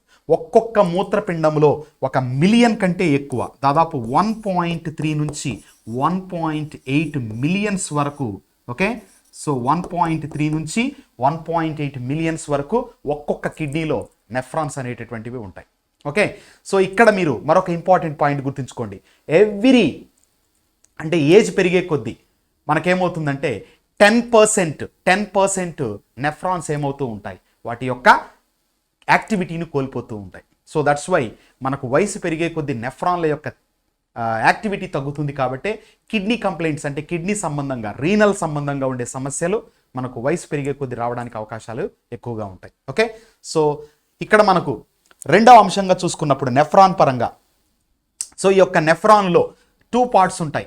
ఒకటి మాల్ఫీజియన్ బాడీ, 2 రీనల్ ట్యూబ్యూల్.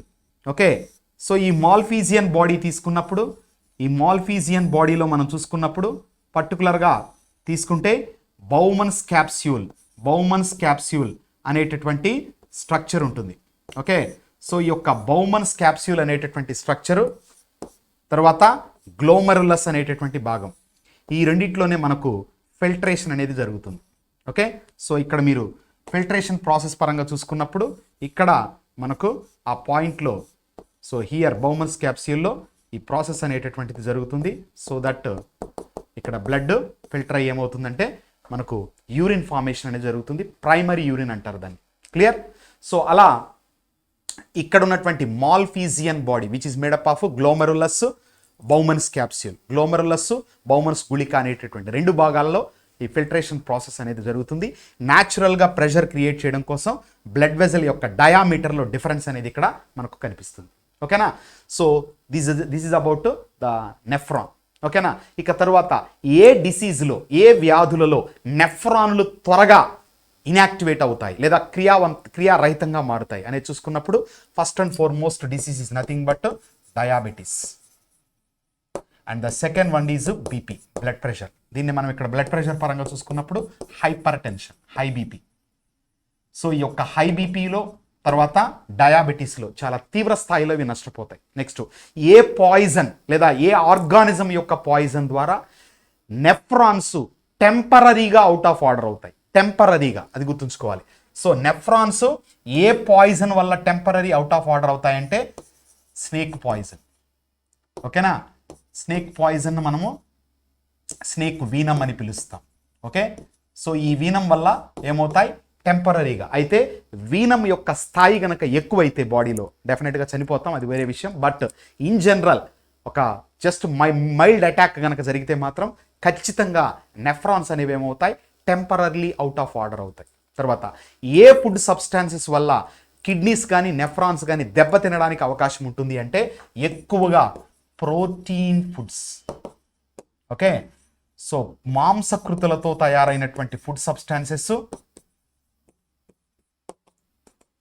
ఎక్కువగా తీసుకోవడం ద్వారా high concentrated high quantity of protein అంటే carbohydrates, proteins, fats, vitamins, minerals, roughage ఇలా బ్యాలెన్స్డ్ డైట్ కాకుండా ఓన్లీ హై రిచ్ ప్రోటీన్స్ కనుక మనం తీసుకున్నప్పుడు డెఫినెట్గా కిడ్నీ మీద ప్రెషర్ అనేది ఎక్కువగా పడుతుంది. రైట్, సో ఇవి దీనికి సంబంధించినటువంటి general points that are very very important. Clear? Now answer is option A, nephrons, and if you take the remaining options, neutrons, protons అనేవి those are the subatomic particles. Okay, పరమాణువులో ఉండేటటువంటి నిర్మాణాలు. ఇక న్యూరాన్స్కి వచ్చినప్పుడు న్యూరాన్స్నే nerve cells అని పిలుస్తాం. ఇవి నాడీ వ్యవస్థ యొక్క నిర్మాణాత్మక మరియు క్రియాత్మక ప్రమాణాలు. The structural and functional units of nervous system. అతి పొడవైన కణాలు కూడా సజీవ ప్రపంచంలో చూసుకున్న, మానవుని పరంగా చూసుకున్న, the longest cell in the human body is nothing but a neuron. Redividing capacity, మరలా విభజన చెందే సామర్థ్యము లేని కణాలు కూడా ఏవి అంటే neurons. Right, so answer is option A. Next question. If the chromosome number is 46 in a human being, how many chromosomes are present in somatic cells of the human being? So మానవునికి chromosome సంఖ్య 46 ఉంటే మానవుని శాఖీయ కణాలలో ఎన్ని క్రోమోజోములు ఉంటాయంటున్నాడు. So మొత్తము మానవునిలో మనం చూసుకున్నప్పుడు ద్వయస్థితిలో ఉండే క్రోమోజోముల సంఖ్య 46 లేదా 23 జతలు, 23 pairs. ఓకేనా?